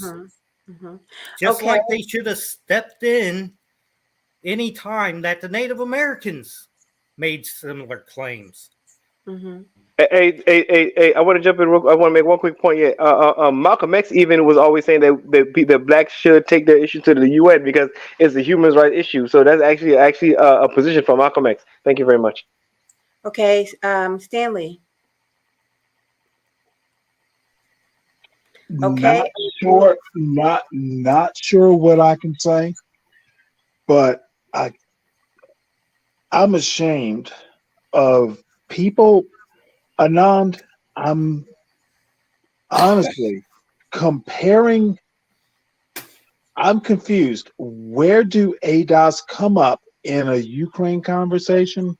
I am thoroughly confused, ashamed, and disappointed. I think it came up in the idea of Voice saying that Russia had the right to Well, that's even worse. There was no idea. There's no comparison. Interesting. Oh, Blue. Oh, okay. All right. I just had a couple of points. First of all, first point, the conversation a minute ago about how this is the end of globalism, and that led into the multipolar world that's supposedly this is going to establish. There's a caveat to that. Now, I mean, this is going to affect. I think a combination of events affects where quote unquote globalization goes in the near to midterm. COVID and so on, this is just an exacerbation of the rest of that to cause people to rethink the whole global supply chain concept. But that is as much commercial as it has anything to do with government policy. Although government policy could affect that in various places. And that remains to be seen what the reaction will be. Regardless, in order for there to be a multipolar world resulting from Russia subsuming Ukraine, that's predicated on Russia being successful. And that's something that we haven't talked about. And we just touched on it. The map was up. But the fact is that they're not doing so well. This may not actually go in Russia's direction. As a matter of fact, it's looking kind of tactically on the ground and strategically like it's not working. Their plan isn't working. So if it Um, doesn't go in their Um, direction, then what happens? What do you think happens? well, I mean, that multipolar world becomes a weakened concept. Mhm. First of all, I agree with Abhijit. Russia aspiring to be the second pole is farcical. It's China. China has the economic power that Russia will never have. Russia has a GNP that's exceeded by the state of Texas. Yeah, 140 million people and a GNP that is comparable to a single large U.S. state. I think it's exceeded by the state of California, actually. So, there's more than one U.S. state that has a bigger gross national product if they were a nation state than Russia has. They're not an economic superpower. And so they're not going to be that second pole, regardless of what Putin's aspirations are. Okay. As a matter of fact, I think that they're going to come out of this kind of indebted to the Chinese in a way that Putin really didn't want to be. So yeah, I think this may actually strengthen China's case and weaken Russia's case because militarily they're looking more like a paper tiger than they are like a regional superpower, and certainly not a global superpower. Okay, yeah, okay, so Um, yeah, so let me jump in on Blue. Yeah, what I want to add is that I generally agree with your analysis because I do think this is a strategic blunder. I think it is a strategic blunder, but I look at it as a point as a learning because it's still I still look at it as a reality check, even though I do view it as a strategic blunder, right? I look at it as a reality check. The Putin gave the world that we have to not be naive about these things, right? uh, But just because he loses, you know, what I'm saying I don't think Putin wants to be as powerful as possible. I mean, he knows that it's China. I think he knows that it's China the whole time, but he wants to but he wants to show the world the possibilities of multipolarity. He does because he knows, you know what I'm saying, he needs China to rise to come against America. So but basically, to make a long story short, um, um, and that's why it's good that we collaborated with the Brown Pundits and the Indian community in Abidjan because I think the situation with the with Russia is very similar to the way other powers want to come up, especially like ones like India, because the same way India was hedging the Soviets against the Chinese, in the same way Russia is trying to make itself as a hedge. Yes, so Russia is sort of making itself as a Chinese pawn, but it could be Russia thinks it could be a good strategic ally and play the game to maximize its influence by making sure the world is as multipolar as possible. Can that still happen? I think it's the reality in a certain way because you don't have to necessarily win to do damage. See, I mean, him doing damage is enough to hurt the whole global world order. Him doing damage was enough. So it's about the damage being able to be done. Unfortunately, we live in a brutal world. He showed how brutal the world really is, and the only way we could rise above it is not be naive about it, and plan beforehand and have the proper diplomatic channels where these things don't happen and problems get to blow off steam. Uh, um, um, um, and problems get to blow off steam preemptively. That's why things like the United Nations, how Voice was talking about, if they check into things, they could have shut a lot of things down faster if our international institutions lived up to what we need to live up to. But we putting too much faith in our international institutions, and they might not be up for the task as it is, and that's why there might be this reality check coming to us to force us to restructure the way we think geopolitically. and So voice, there's the wait, wait, realist wait, that wait, wait, that wait, wait, that we wait, wait, love. wait. Voice, I need you to answer Born's question, and then Oblu will put you up. Okay, what was the question? No, it Born's was question. Voice. uh, um, yeah, to be honest with you, the U.S. is only getting anti-Russian narrative.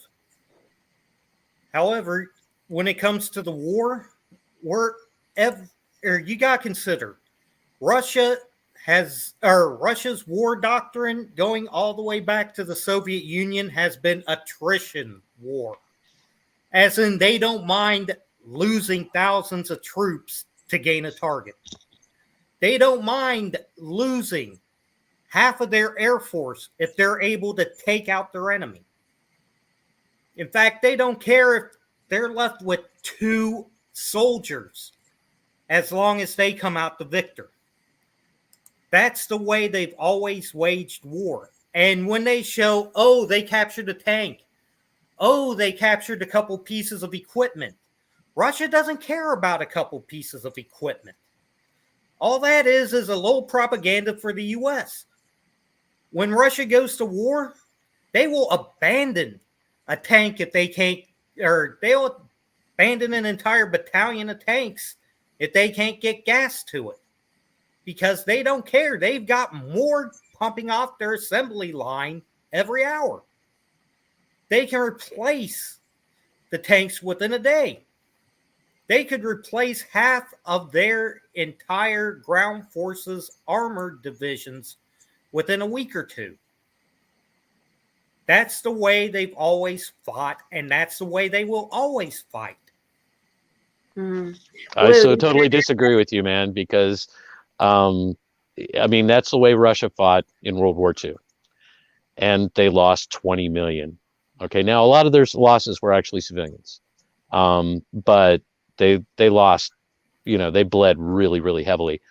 But that was also a totalitarian government that was openly totalitarian, and basically, that was what they did.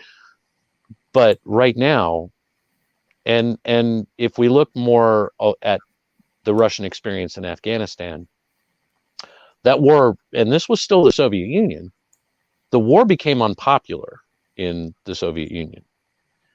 And there was a lot of pressure to bring it to a close. Also, Russia doesn't have the reserves that you're talking about. They can't replace those vehicles as quickly as you say they can. They can't afford to buy them at the rate that they would need to in order to build them that quickly, and they're not building them that quickly. They're now having to reinforce by taking equipment from other elements and moving it in that direction, which weakens them elsewhere. Of the total amount of combat power that they have that they can free up and dedicate to Ukraine, they are nearing that capacity right now without weakening themselves severely on another frontier that they still have responsibilities for. And still they're stealing from them a little bit. They don't have that mass that they used to have. Russia is a country of approximately 140 million people now. They're not the 370 million juggernaut that the Soviet Union was.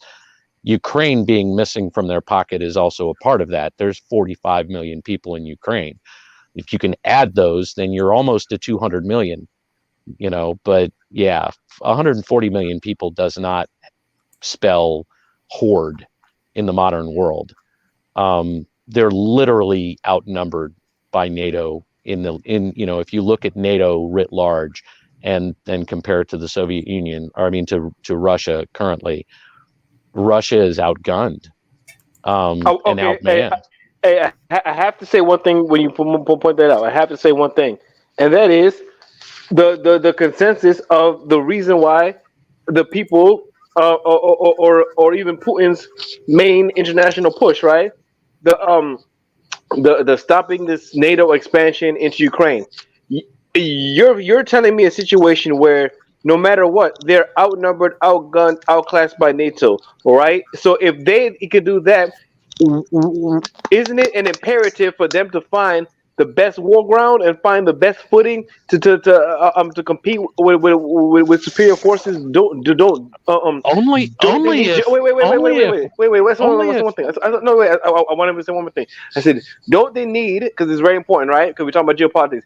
Don't they need geography on their side as much as possible? And could that be a part of the explanation why they're moving forward? This is what Putin's saying, and I'm not saying that everything Putin says you should believe it, but listen to what he says, and there might be a kernel of sincerity of intention. I'm not saying you have to agree with his intention, but if you look at it in intention and see why the leader of this nation is moving his military in a certain fashion, you might understand what to do about the situation more. I'm not talking about whether he's justified. I'm not talking about his narrative at all. What I'm talking about is the fact that they are not being successful. They're not succeeding in their mission, and they know they can't afford the human wave tactics that they used in World War II. That's the point I'm trying to make. What I'm trying to make is that they know they know they're outgunned. Listen, so they know that gun. So won't they try to go fight and try to get the best ground now when they can because they know they're at a disadvantage? My point in comparing them to NATO was simply to illustrate that they cannot afford to just drown Ukraine in manpower and equipment. You know, the way that they drowned the Germans. I'm not saying it's a good calculation. I'm just trying to say, Pelu, is that a calculation? That's why the USSR failed. I know. I'm not saying that he's. I'm saying he's making a strategic bomb. Listen. Then if I know there's a on. reason. No, it's the reason why I'm saying it. It's the reason what I'm trying to illustrate. I'm trying to really going to fight this fight. Yes, Mr. Marshall. Yeah, he said, yeah. I'm the one who put this fight together. So the reason why. The reason is I'm not saying he's strategically going to win. I'm not saying it was a good move. Matter of fact, this is strategically a terrible mistake. I'm just illustrating his reasoning because we have to put his reasoning out on the table when we're talking about the situation. Because what the leader says, I mean, stop. Me, Mr. Pelu, a British Society producer of this program, and my affiliate, Anan. We say that and the brown pundits and everybody who came to support this program, we say that in analyzing the geopolitical situation, there is many factors, and one of the wait, and one of the main factors, and one way we illustrated it, and one concept we brought last time was dime, and the I in dime talks about intelligence and information. So we have to understand the information getting put out, and we just put it out on the table. We have a discussion about about strategies because the information put out is part of the strategy. Let's have, and if we want to put out the narratives coming from the Russian regime, we have to take into account and put it into our analysis of dime. Okay, I agree with the last part of that for sure. One thing I wanted to touch on real quick. There's a lot of equibulating that goes on. Well, you know, the U.S. did this, the U.S. did that, in you know, Iraq, Afghanistan, Bosnia, you know, Kosovo, whatever. Okay, but there's a difference. Okay, and the difference is that in each of those cases, there were UN resolutions put in place. And the consultation was sought with the United Nations prior to any activity going on. In this case, Russia simply told the international community that they weren't planning to invade. That's a huge difference. Then they invaded. They didn't go to the UN and say, hey, we've got a grievance. We want, you know, Russia never went to the UN and said, hey, come and investigate these mass graves in Donetsk. If there were ever any, we don't know. Actually, you know, that reminds me. Actually, they've stepped in 3 times and said to the UN over the years, hey, look, please investigate. And the UN never did. Hell, the people of the regions begged the UN to come in and look. And the UN never did. I mean, honestly, I would need to see links on that because I've never seen documentation of that. And I don't remember it coming up in the UN. And I do kind of keep track of that. Blue, address this. Ing says, not true, Blue. Iraq was invaded weeks before the UN sanctioned it. Can you help us with that? Say that again. Let's see. Not true, Blue. Iraq was invaded weeks before the UN sanctioned it. Is that what is your thoughts on that? I'm not entirely sure of the accuracy of that. Okay. So, I mean, if he wants to contend that, you know, the UN didn't sanction the invasion until afterwards, I don't know. All I know is that there was plenty of activity that went on before that. There had been UN sanctions, and including U.S. no-fly zones or UN no-fly zones that were enforced in part by the U.S., but also by some other countries. So, and when the United States went into Iraq, it wasn't even alone. There were other countries that were participating. So, it wasn't completely unilateral. It wasn't a surprise to the world. The United States didn't tell the world we're not going to invade Iraq, and then suddenly invade. And they did go to the UN seeking, everything from sanctions to UN weapons inspectors went in, the whole 9 yards. This was a fairly drawn out process. But Russia was telling the world that it wasn't going to invade Ukraine right up until the moment that they did invade Ukraine. They did not go to the UN and seek any kind of sanctions, any kind of oversight, any kind of anything. They simply told them that they weren't going to invade, that was all just hysteria, and then they suddenly invaded. That is different behavior.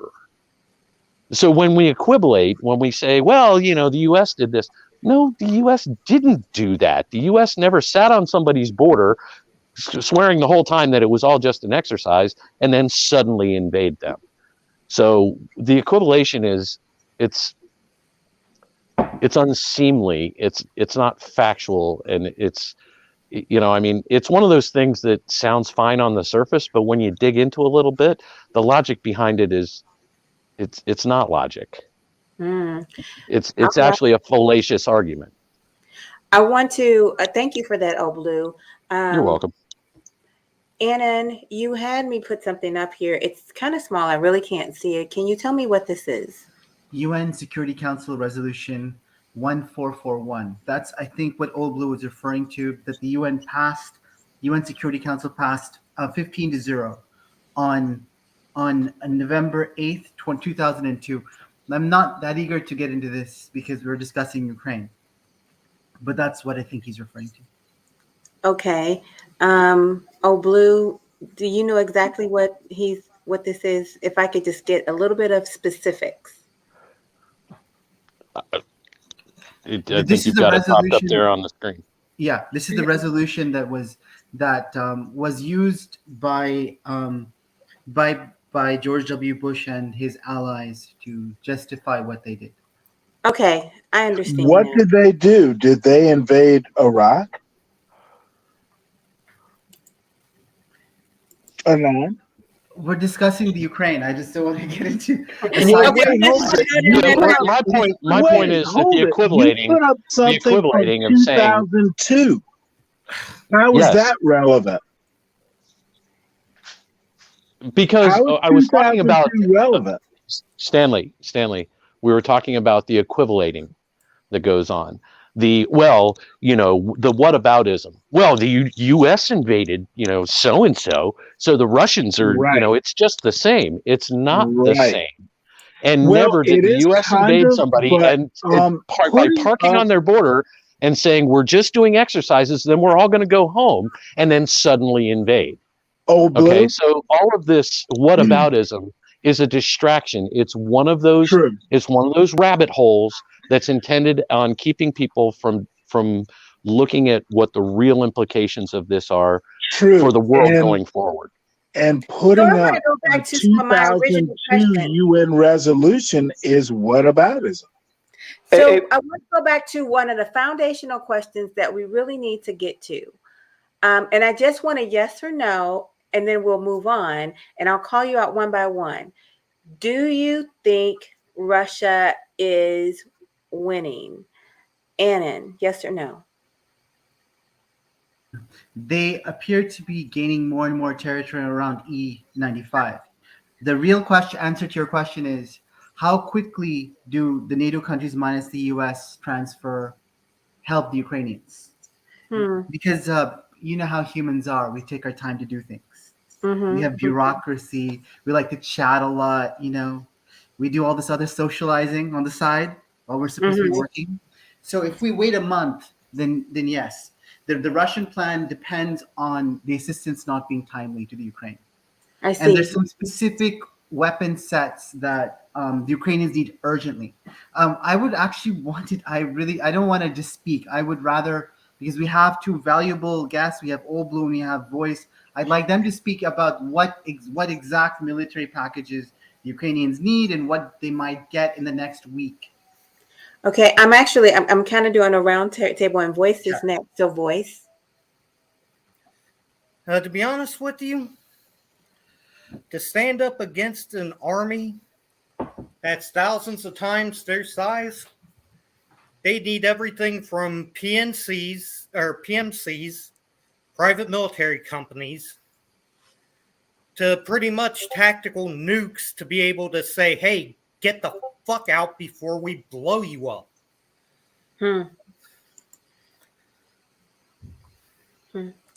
Oh, Blue. Well, no, I'm sorry, Mr. Pelu. Yeah. Be honest with you, I can't tell you. I don't know. I really don't know. I think ultimately it was an act of desperation that Russia was doing. I think there might have been a serious miscalculation, but time will tell. I mean, I don't know because I would have to analyze in a big fashion. And getting back to that, I wanted to get back to what I was telling about before about Dime. That's going to be that's going to be a theme. That's going to be a theme in analyzing this in this conflict, and that is Dime standing for diplomatic, information, military, and economics. So that's how we have to analyze it. So in the whole package, is Russia winning? Time will tell because I don't think we should underestimate Putin as a dime strategist, right? It doesn't mean he's going to win. It doesn't mean the strategy is going to. He could be a big failure, but it's a lot of gears on the table. It's a lot of things that we might not be accounting for. A lot of things we don't know, and that's why I'm quick to tell you about things I don't know. You know what I'm trying to say? I'm quick to say what I don't know because it's like I don't know all the stuff, and I don't know, and I don't have the intel that Putin has. I don't have the intel that Biden has. So no matter what, if we're having this conversation is going to be a lot of speculation. But speculation is good because we have to take notice of of the world we live in. I can't tell you if he's winning or not. You know what I'm saying? He's taking actions. He's bigger and stronger than Ukrainians for the most part. So, but the Ukrainians are fighting back in the home territory. So and the reason I brought it up because I would think that Ukraine would need some more outside support if they're going to win against Russia. I would think so, but then again, they might be able to pull it off without that much outside support. But I would think they would need some supplies, some more, maybe a little bit more manpower. Just like Anna was saying, maybe a little bit, maybe NATO minus US goes in or this and third because it's in Europe. I mean, the Europeans have to take response. Look, the Western Europeans have been living under U.S. security umbrella for how long?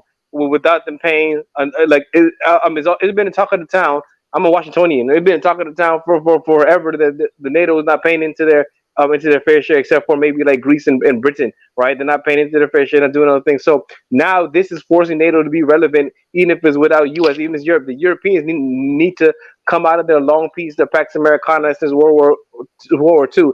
It might be over, and they have to get their security down packed in Europe. This might be the Europeans tested to get their security down packed. So you never really know how it might turn because if they get down packed and they support the Ukrainians and everything comes together, they might be able to push out the Russians.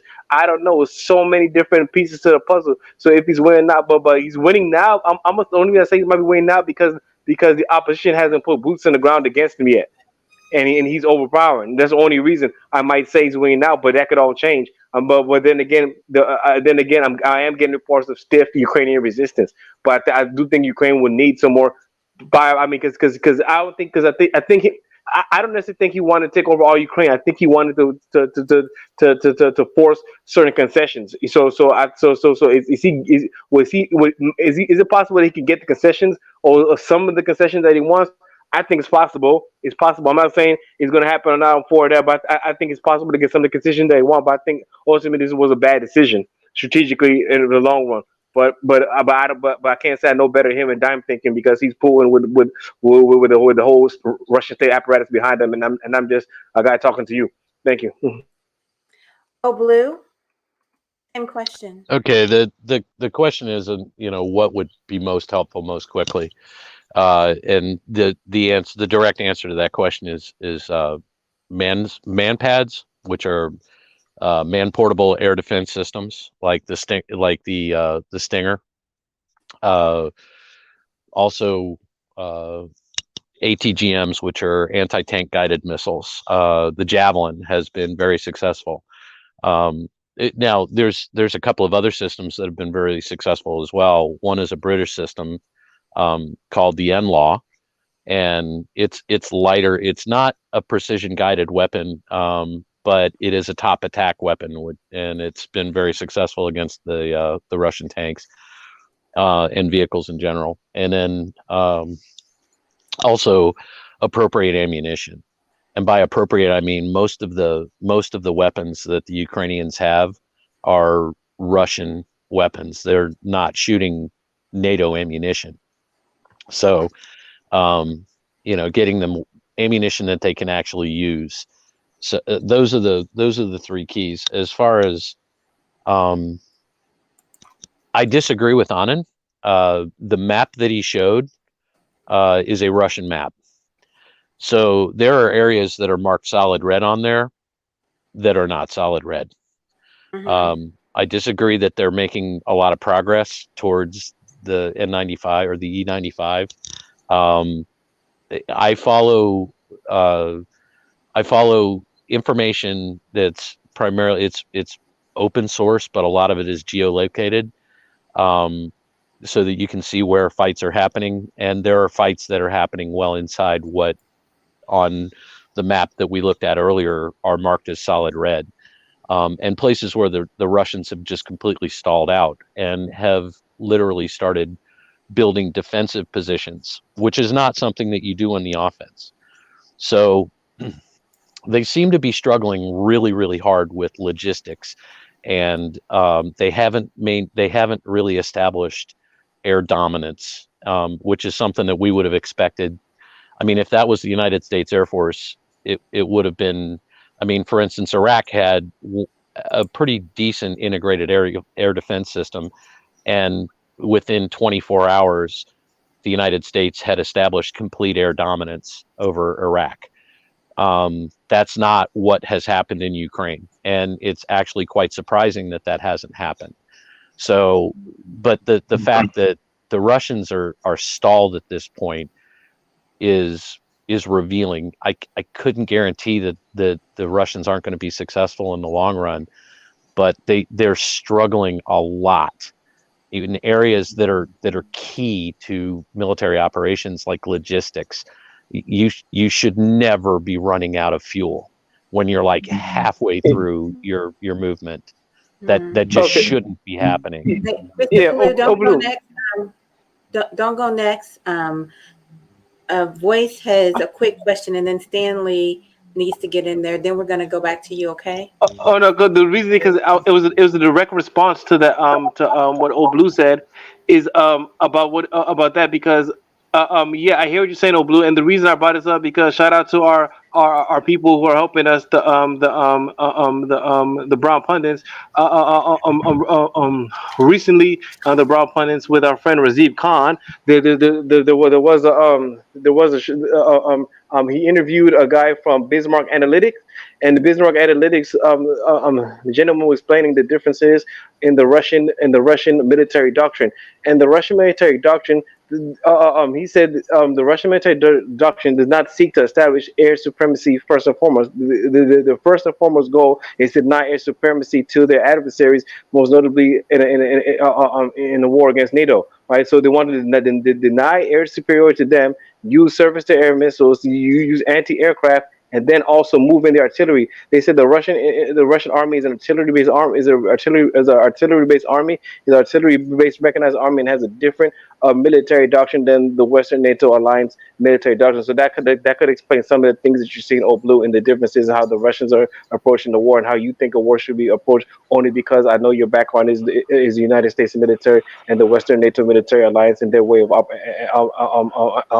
and their general operability. Thank you very much. Okay, Voice. Okay, I'm going to say one thing right now. To be honest with you, this doesn't feel like a war of invasion. It feels more like a war to, how can I put this? A war to basically force the Ukraine to sit down at the table and talk. I mean, pure and simple.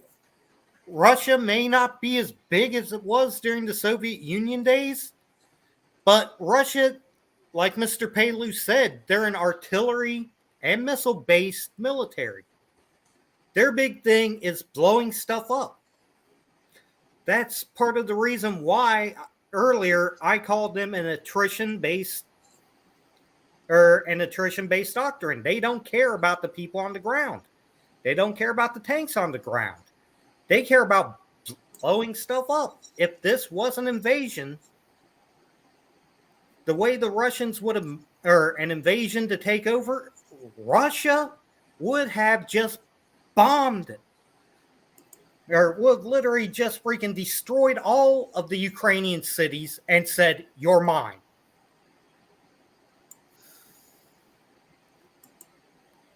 Okay. All right. That is a point there. Thank you, Stanley. I'm disappointed in all of our warriors here. This war was unnecessary. We should have. I say we. I think the point is it was unnecessary. People aren't chess pieces, and the world is not a chessboard. Okay. Bing, you had a question. Yes, please. All blue. Can you hear me? Oh, Blue. Ing is asking you a question. Go ahead. Yeah, I can hear. Yeah.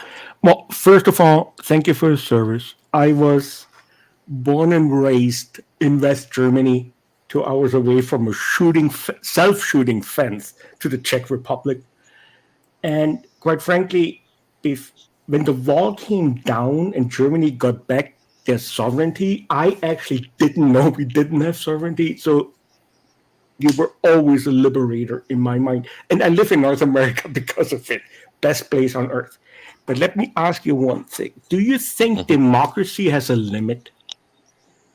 What do you mean by that? That it will go down a way where it doesn't work to make a decision, just to get it back. Like the dilemma between Ukraine and Russia. Is there a point where democracy fails?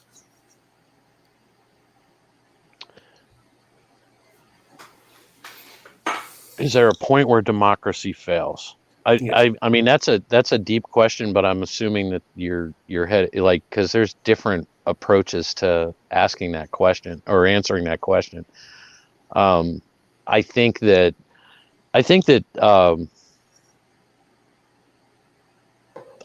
democracy can fail under certain conditions. That, you know, there's different types of democracies. I mean, we consider ourselves to live in a democratic nation in the United States, but this is a representative republic, yes. which is a compromise that's made in order for the government to actually be responsive, but without the capacity for mob rule that we saw, like, for instance, in France following their revolution. I mean, they went full democracy. They were ahead of their time. Yeah, well, they weren't just ahead of their time. I mean, what they demonstrated is that a group of people can be led by passion. Absolutely. You know, and they wound up killing a lot of people, including the people who initially encouraged them to kill a lot of people, which is funny, yes. You know. But that demonstrates that that there's a great wisdom to the configuration that we've come up with here. We've come up with an enormously robust system. I mean, with all of the turmoil that we've had in the past, few years, we are still remarkably stable. And this is coming from a guy who has been in So, but arguably the least stable place in the world at the time. So I I've get seen that. instability. I know what that looks like. And I know that what we're used to here in the United States is a degree of stability that we notice when the boat rocks just a little bit. It doesn't have to rock that far for people in the United States to become So unsettled you by would it. It say doesn't that mean the system's going to crash. that wouldn't happen on U.S. soil, I'm saying that it's very difficult for those types of things to happen on but U.S. I soil. think I it mean, did happen. huh? In What? 2008, democracy stopped working in the U.S. because Why do you say that? one guy who was unelected got a $800 billion blanco check. He was the most powerful man in the world, more powerful than Putin's whole career. And the American people gave him a blanco check Who is of the man? $800 million Who to who fix who is what this went down. person? The democracy stopped at this point until it was fixed. I get that.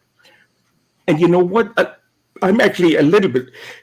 There was several Americans I talked to about it, especially in the financial place, and they said, "Well, we are not really a democracy; we are a republic." But so is Russia, even though it's a third world country money-wise today. But I'm just saying that Hank Paulson in 2008 was more powerful than Putin will be all his life, including invading the Ukraine, which is wrong. It's false. I'm not for it, but there are two sides to it. Sometimes the SHIT hits the fan. And then I think for him, you know what I believe, All Blue, and don't quote me if it doesn't happen. I think that Russia will be an EU country within the next 5 years. And Putin will actually bow out if that happens. Just saying. So, That's Blue, I'm interesting sorry, thought. Voice wants to add his thoughts to that question as well. Democracy has always been somewhat of a failed system because of one thing, a thing called tyranny of the majority. That's why the U.S., when the founding fathers formed it, they formed it as a constitutional republic instead of a pure democracy. Bullshit. Because of one thing. Let's take New York, for example. Let's look at the city of New York. 8 million people plus live in the city of New York. Well, it was founded by the Dutch. Was a few Yeah, this But dude again, doesn't even my know point its is fucking this. history. Can I just say one when thing? the Oh, Blue, I'm not Constitution coming was after drawn you. up, I'm just, it it was was my point of view. basically drawn up to where instead of basically, let's take the U.S. as a whole. Instead of, for example, New York, L.A., and San Francisco being able to rule over all of America and have laws passed that would specifically help them and do nothing for anywhere else, the government was originally set up and designed to where, like, for example, New York would have their voice, Ohio would have their voice, North Carolina would have their voice, each and every state would have a voice. And that's basically there to try to keep a tyranny of the majority from happening. Because let's take guns, for example. Going to California. The state of California passed extremely restrictive gun laws, thanks to the cities of San Francisco and LA, which are highly packed to where everybody just having a gun would be highly dangerous because, let's say, somebody in an apartment apartment starts opening fire, a bullet could rip through an entire apartment building, hurt God knows who along the way. However, that hurt the farmers who are literally living miles apart from each other, who have to deal with dangerous wild animals that could hurt or kill them if they were caught unaware.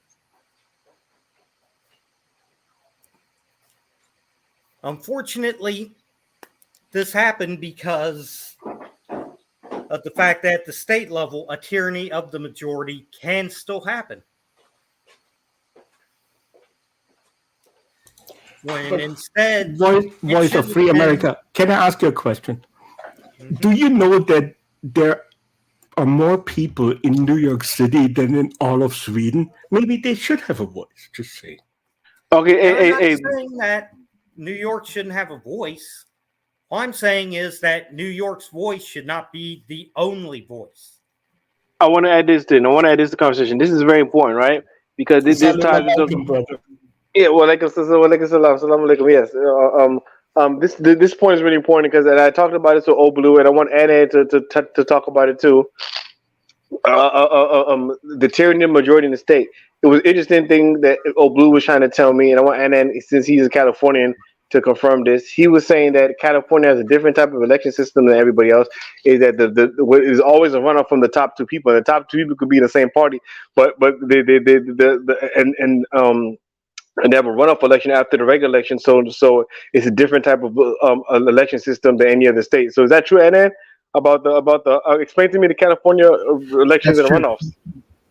True. A lot Okay, yeah, of because no other state does that. two Democrats, or two, sometimes not even two Democrats, but like a woke person and let's say liberal, or a woke person and progressive. Yeah, and so they could be two D's on the ticket, and that'd be the runoff, right? That's generally all elections, either Democrat or to the left of Democrats. No. What I'm trying to say is that is it a different party than Democrats who run, or is it both? Are they both say Democrat and it's the Generally, top they're two? both Democrats, but let's say somebody is a progressive or a woke person, they'll run formally as a Democrat. You get what I'm saying? Yeah, but this is what I'm saying. No, the But point two Democrats I'm running against saying. each other. Yeah. I'm trying to say yes. I'm trying to say there's two parties on the same ballot, and the two parties on the same ballot, not in the primaries, but in the general election and the runoff to the general election. Yeah. I never heard of that because I mean, in Maryland, DC, and Virginia, I haven't heard of that, and I haven't heard of that. Even in Sierra Leone elections, I haven't heard of something like that. And Sierra Leone has runoffs, but they don't have runoffs to the same party because they're the primaries. So I've never heard of that. So I wanted somebody to confirm that because that's interesting. Because I've never heard of that practice being done anywhere else. That's the first time I heard of such an election system. Yeah, no, it's in general, similar. It's what's called a tolerant single party state, where effectively you have one political party that runs everything, and they tolerate opposition. So I mean, is it impossible for a Republican to win a race in California? No, clearly not. But in many races, you're going to have one Democrat running against another Democrat in the general election. So it functions as a tolerant single party state. Politically, that's how you would define a nation state that behaved the same way.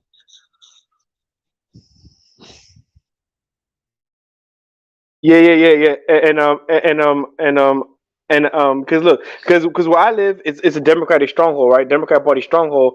But when we have our general election, like for example, our primaries is our election because everybody knows once the primaries is whoever the Democrat always wins, and a lot of times the other party just drops out. It's only Democrats. It's only one candidate, but it's not two Democrats. It's like the primary is like the election. So we have a one party dominant state, but it's not. But the electoral system is not going to have two Democrats on the ballot in the general election. So that ballot system, election system, that's different. But there's a lot of places that are strongholds of one party. But I never heard of it being a systematic in America for it to be a systematic ingrained thing in their electoral system. I never thought it would go that far.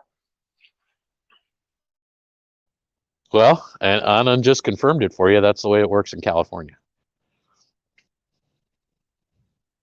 Okay, gentlemen, I have a question. There are some players that don't seem to be voicing their opinion strong enough for me. So I'm wondering, where is Canada in all of this? Has Canada made their voice heard?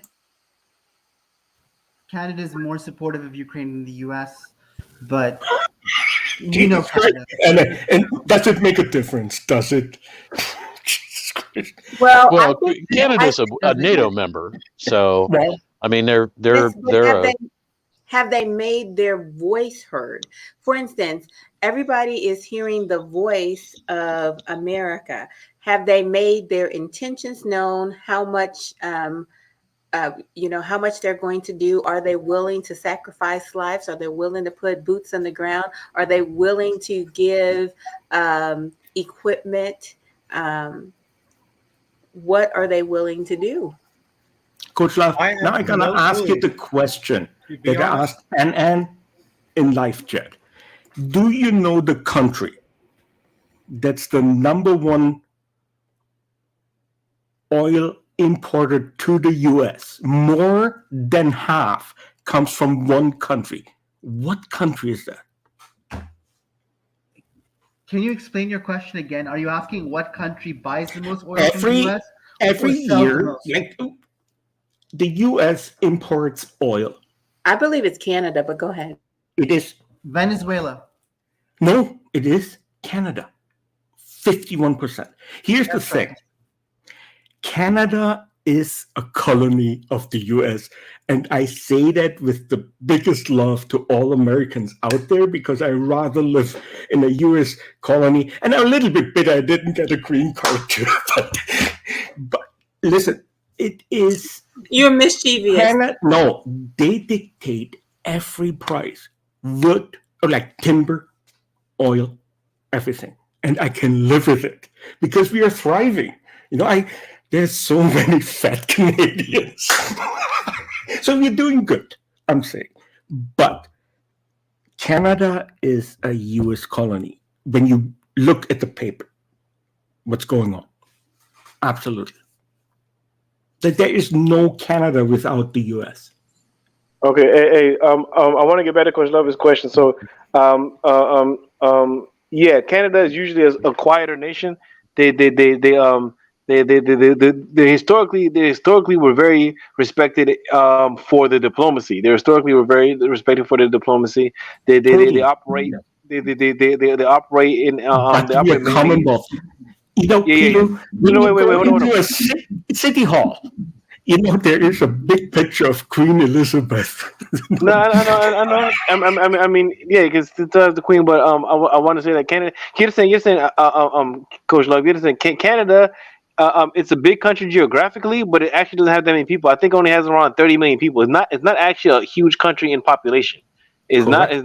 not a Pelu. huge country in population. So it's not Yeah. like it's a big country where it could pull all the. I mean, it doesn't even have enough people for its own size. You know what I'm saying? It doesn't have enough I people want to to answer cover. your So You question. know how right And he can is? no, I no. point something out? If we don't have a growth of 10% immigrants in Canada, we can't keep up with what we're doing. He's absolutely right. To this day, we are a country that lives off the immigrants. To this So day, I really do understand that point. I think I need to make myself clearer.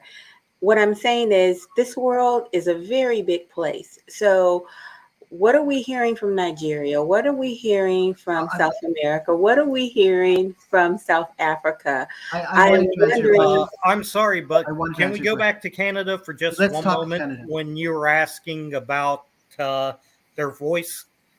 Canada's literally getting ignored right now over the Freedom Convoy.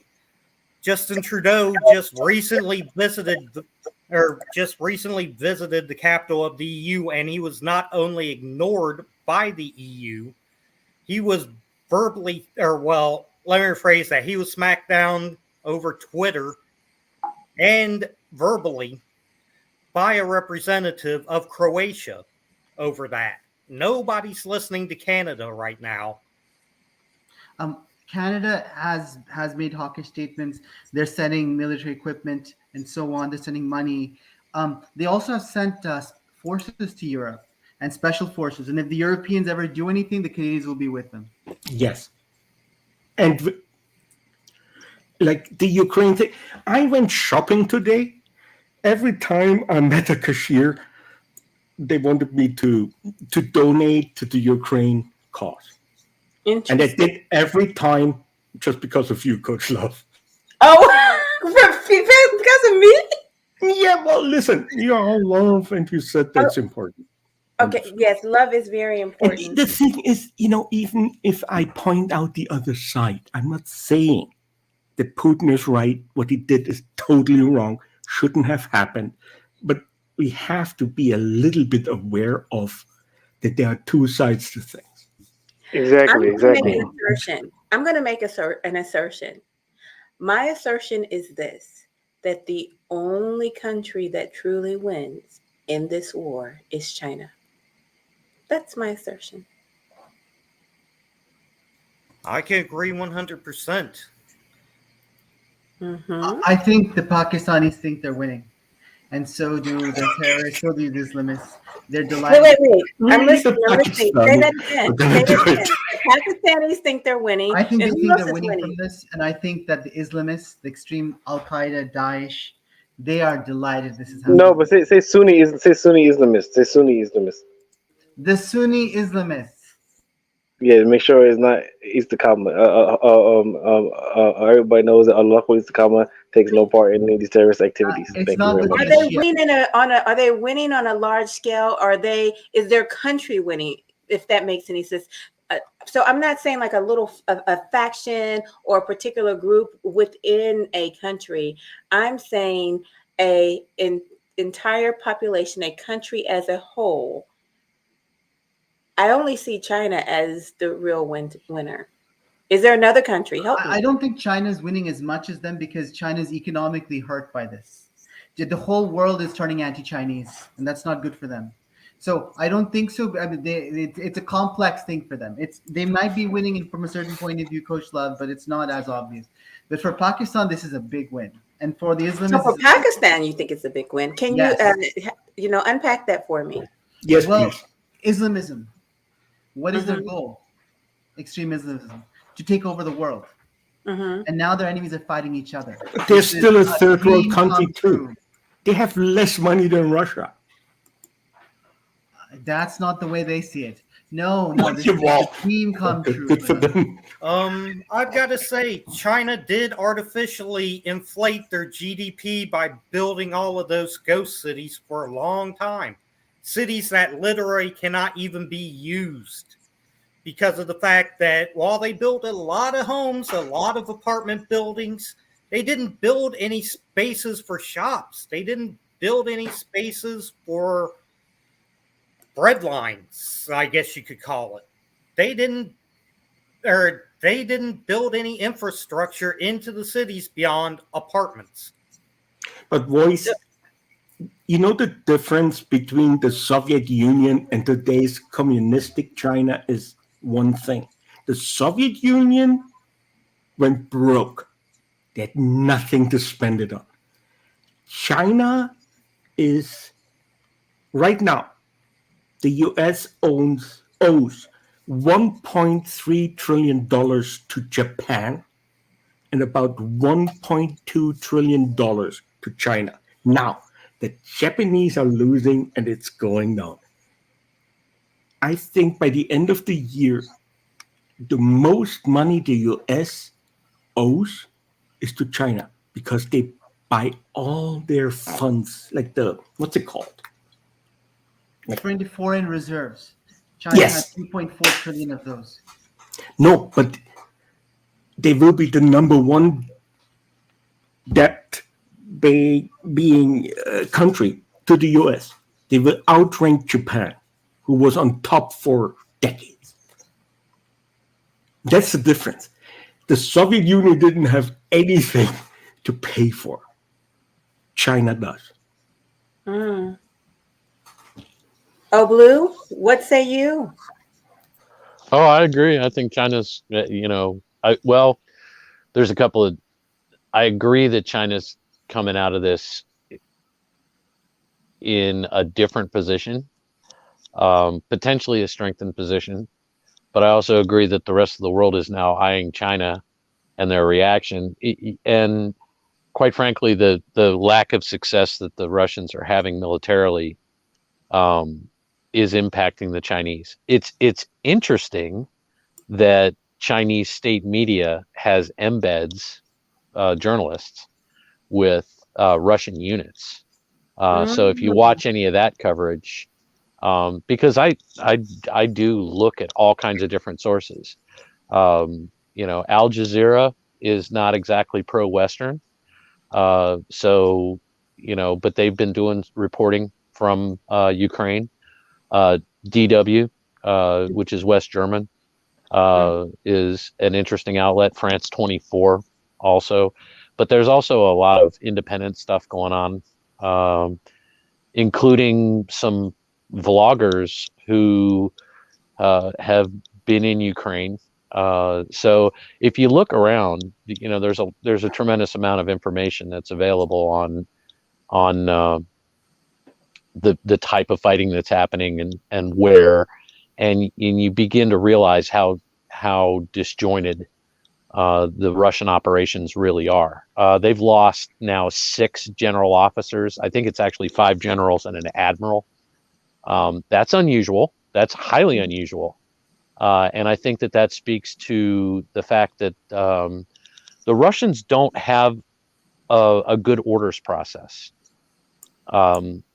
Russians don't their military culture, they don't trust anyone below a commissioned officer with a map. So therefore, they don't even teach enlisted men how to read maps. An American private starts learning how to read a map in basic training.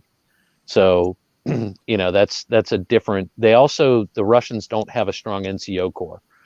NCOs are not necessary. I mean, they don't really necessarily have any real authority in the Russian army. They tend to depend on informal leadership below the officer level because they may or may not listen to a sergeant. He's basically a highly paid private. So they don't have a professional non-commissioned officer corps. And that is a major failing of the Russian military system. We struggled with that when I was advising the Afghans. Afghans, their military culture, as opposed to Pakistan, like you look at the Pakistani military or the Indian military, and you can see the British military tradition baked into it. The Afghans, you could see the Russian military tradition baked into everything, even the way they marched, which we didn't change. We didn't make them march like Americans. They marched like Afghans, and the Afghan marches like a Russian. And their NCO corps, they really just couldn't wrap their minds around the concept of a non-commissioned officer corps that had any authority. Afghans struggled with delegating authority. And so lower level leaders had a tendency to get paralyzed because they were, decisions were demanded of them that they didn't have the authority to make. And if I may add, in Afghanistan, a lot has to do with religion, like in so many other places. Yeah, but that didn't affect their military traditions. It's not that you can't teach Muslims how to fight. You can. They're just people. They're just like everybody else. But are they Muslims all? Isn't there a tribal religion they have? I heard of it. There was a religion in the Northeast. Well, not really. It's in the east. It's not. It's kind of the Northeast. Nuristan had. There were still some remnants of Zoroastrianism. That's not a tribal religion. It was actually a full-blown religion. It's just kind of died out, and it hasn't died out completely. There are still Zoroastrians in the world, but for the most part, yeah, they were Muslim, like 99.9% Muslim. Now, Islam in Afghanistan has a different flavor than Islam in, say, Saudi Arabia. They have to. The Sunni and the Shia, they have to. But there are Shia that live in Afghanistan. The Hazara are Shia. Most Afghans are Sunnis, but there's an entire ethnic group that is Shia, and there's a scattering of Shia around the country. And Afghanistan has been enormously tolerant of that. Although the Hazara are socially like on the bottom rung, the reason isn't so much religious as it is, that they're just a weak minority, and they just kind of they're just kind of the bottom of the social rung of the major ethnic groups in Afghanistan. So yeah, it boiled down to their Russian military heritage, that they didn't know what to do with an NCO corps. They couldn't wrap their head around it, because a lot of their officers were actually Soviet trained. They'd been taken as young men to the Soviet Union and put through their military education. And so, because at the time that they were young, even before the Soviets invaded, there were relationships with Russia. A lot of, as a matter of fact, the reason that there was a communist party in Afghanistan was because the Russians took so many Afghans into the Soviet Union and sent them to Soviet universities and taught them Marxism. So they came back to Afghanistan, and they're like, you should see what these Marxists can do. I mean, Russia's a modern country. We need to be like them. And so they formed these, the communist parties, and eventually staged a takeover, which then they turned to the Soviet Union and begged for help when the inevitable insurgency occurred, that said, no, we don't want it. And why did that occur immediately and forcefully? Was because they were Muslim, and Marxism is a godless ideology. It depends on the absence of God. It replaces God with the state, and the Muslims weren't going to tolerate that. Like the human, like if you take it upon you, you're God. That's what communism says. Well, Karl Marx hated religion. He detested religion. He was called German. it the opiate of the masses. Because it made them docile. He wanted people to be angry and ferocious. You have to be, in order to be a revolutionary, you have to be angry and ferocious and dedicated, and be willing to give your life. Islam teaches that there is a God, whereas Marxism insists that there isn't one. So I want to, before we go down that path all the way, I want to ask this question actually to Wolf. Welcome to the panel. Fall of Putin. Sorry I'm late. No, you're fine. You're fine. Fall of Putin says this. This is all culminating for the Great Reset. I would like you to please answer this question in a financial mindset. Yeah, of course. So backstory for those who don't know me, I got a double major master's in economics and finance. I studied it, went to school from 2014 to 2021. So basically, it's a conspiracy that people have that there's going to be a great reset due to the collapse of the whole fiat currency system that runs the world. Now, that could be true, because when the gold standard was removed, the US dollar technically, in a sense, took the place for the stability. That's why it is the global currency. If that is to collapse due to inflation or war or anything else, that leaves the door open for another country to come in with the Great Reset, which is what China is trying to do right now with the digital yuan. So it has some truth, With the but digital it all what now? depends. It's called the digital yen or digital yuan, whatever their currency is. Okay. The It's yawn, like a yawn. cryptocurrency. The yen is Japanese. The yawn is Chinese. Okay, yeah, sorry, I had it confused. The yawn are renminbi. Thank you. Yeah. So there's some truth to it, but it really is going to depend where we stand, because as long as the US dollar maintains its power, we maintain the global control How currency. come the euro is stronger than the US? Just The euro run is that by me. stronger mainly It is- due to the impact that it has in that area, and it's also based off how What they deal with area? our stock It's called market the reports. world. It's global. It depends how you go, because see, you have international trading, you have If an local trading. American helicopter pilot in Africa takes whoever wants to have the right and the flight to one of those oil rigs out there that are run by Americans, they only get paid in euro. Yes, that is Yeah. true. And to answer your point, the reason is, I'm sorry, go ahead real quick, Blue. I didn't mean to interrupt you, brother.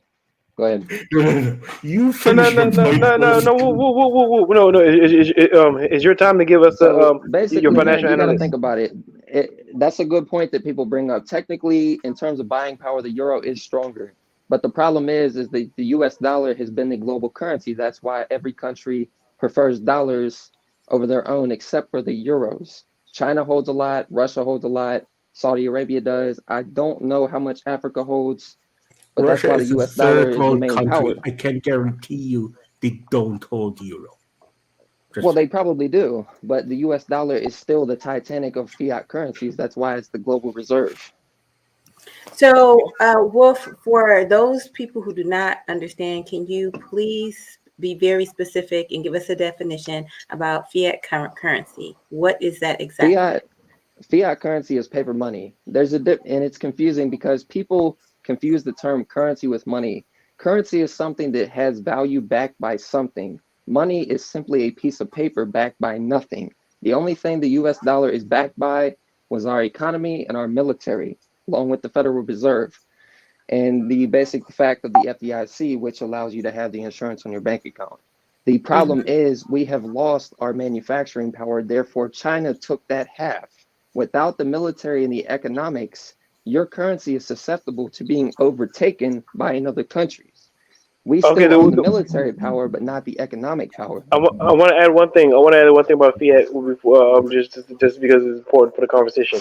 Other thing I want to add is that fiat actually means by demand. It comes from a Latin term, Well, and yes, the other reason, 100%. and the other reason why it's powerful is because it's legal tender in the United States. If they say that's what you Yes, have to pay your debts with, and that's the law enforces it, yes. that's what you have to pay your debts with. It gives it power because if you need to pay tax, the legal tender is $1. If you have to pay a debt, your legal tender is $1. You have the court, the legal tender is $1. So Well, basically, so hold I on, want to Pedro. finish I one gotta point. I'm stop gonna you let you talk. there. Yeah. Technically, there's two states, I believe. It's Wisconsin, I believe, and another one.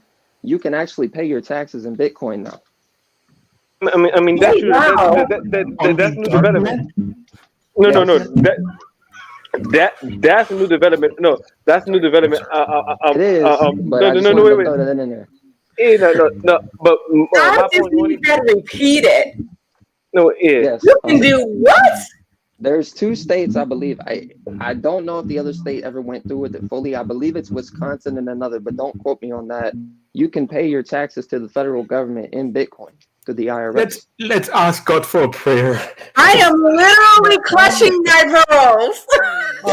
Can I touch on something real No, quick? but No. I want to finish my little thing about fiat. Hey, wait. I want to finish my little thing about fiat. So yeah. I mean that's a new development, but I'm trying to say that the fiat, the root of fiat, is law. That's the root of fiat. It's because the state says it's so. That's the root. Now you might say it's Yes, also backed by the economy and the faith of the people yes, and the military, but its base yes, is because the government says it is. That's the base. yes, I just want to get that straight for educational purposes on the yes. show. Thank you very much. And you, that's you why I was don't making even that live point. in the US. I believe, Wolf. I Can believe. It's I like, I touch do live on? in it's the U.S. I Pelu. live in D.C. What are you Pelu, the talking reason about? I was doing this Oh, is Jesus simply Christ. Okay, this. come up to Canada. I show you Vancouver. Like, that's why I was Oh, making the yeah. point, Pelu. Your definition is correct when we're talking about what it is here. The reason I made it that thing is because the currencies of the world are all tied to the dollar. That's why I brought that term about fiat. The US dollar Okay. is back globally due to the military and economic power we once had, whereas we don't have the economic power anymore like China does manufacturing wise. We only have the strongest military. That is why we've maintained the power since we lost the manufacturing. Yeah, and we have the financial systems and the SWIFT. No, the only Correct. reason I say fiat, I just want to educate, and I just wanted to add an educational Yeah, component to I the show. understand That's why you. Yeah, for sure. I was giving an educational thing about the fiat. That's why I was adding the Yeah. educational component. Thank you. Okay. Voice has been very patient. Yeah, I'm sorry, voice. Go ahead, man. Yeah, Well, no has he problem. finished his point? Why There's did you cut off? Sorry, go ahead, voice. sorry, but the two things I was wanting to touch on were number one, part of the reason why the euro is or has more value to it than the US dollar is because of the fact that we are artificially inflating our money. the government, all of these bailouts, all of these spending when the government does not even take in enough to spend it is literally what's driving our value down. I mean, pure and simple, we've been needing to scale down our bureaucracy for years. Did you know that we literally cannot fire a government official? Like, let's take a mailman, for example. I'm sure we've all had bad mail people who wouldn't deliver mail to the right place. You'd probably get maybe a neighbor's mail, or a neighbor would be getting your mail all the time. And they're never fired. They're just transferred to a different route. We've been needing... And they get a bonus too, boys. They get a bonus. Yes, that too. We've literally needed to scale down our bureaucracy for a long time. Then there's also the weaponization of government programs. I mean, let's look at, for example, welfare. Welfare, for a long time, has literally been a trap. It has been a way to force people into reliance upon the government. I mean, let's look at, for example, let me think of a good one. Well, while you think on that, I want to get. If you move me again, I'm gonna throw up. Just I wasn't fully done. I want to get Wolf back in here. I want to get Wolf back in here. Actually, Boyce had a good point. You know, they had. Well, no. He was in his flow, and then a couple of comments and questions came in there. They were important to get in at the time, but I want to get back in there because Wolf, you took my breath away when you said we are paying taxes with Bitcoin. Please, there's a few states where you can pay your taxes. Correct. I don't remember the names off the top of my head. Let me look them up real quick. First time I hear that, I believe him. My heart skipped a beat. I am overwhelmed, confused, taken back. Okay. Colorado in March 1st, 2022 became the first U.S. state to accept cryptocurrency tax payments. Oh my God. You know what? That is breaking news for me. I don't know how that slipped under the radar. I don't know why that wasn't on MSNBC, CNN, Fox News. I don't know why that wasn't everywhere. Whoa. Just let them pay the taxes, Coach Love. And the reason for that, Coach Love, is that makes you question too, which gives more power to the theory of the Great Reset. Why is the U.S. government accepting cryptocurrency as payments? Do they not believe in their own currency as much as they once did? You have to ask yourself that. Well, I am asking myself that. I mean, I'm crushed that I actually agree with him. I don't know what to say. That's why Bitcoin is over $40,000 a coin right now. And the US dollar index is very, very shady right now.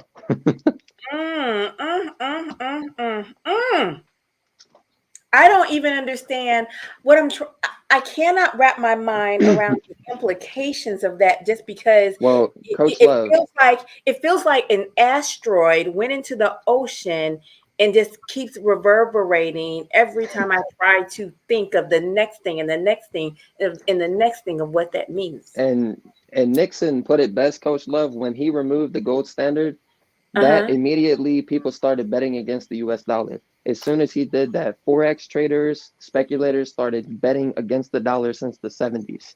They've been betting against the dollar repeatedly because they know that this time was coming, because we've been running budget deficits for decades. Without a surplus, we're not making any money. That's why we're in such debt to Japan, China, all these other countries. And when that debt goes unpaid, these countries eventually are going to realize we don't need them as much as they need us. But then we have the bigger military. Yes, and the military is what gives us the authority. And without that, we are in some serious fucking trouble. But you know what? Still the blessed continent to live in. Can I say one thing? And this touches on both this and an earlier question Jesus. by Popo Yamu. Popo had asked, in your opinion, are military personnel always told the true rationale of war? No, they're not. They're not. And they should not. They should not. It's an instrument for the government to go certain places. Stanley is ready to buy some Bitcoin now. If you ask Stanley's every ready to buy soldier, some Bitcoin. He says, yeah.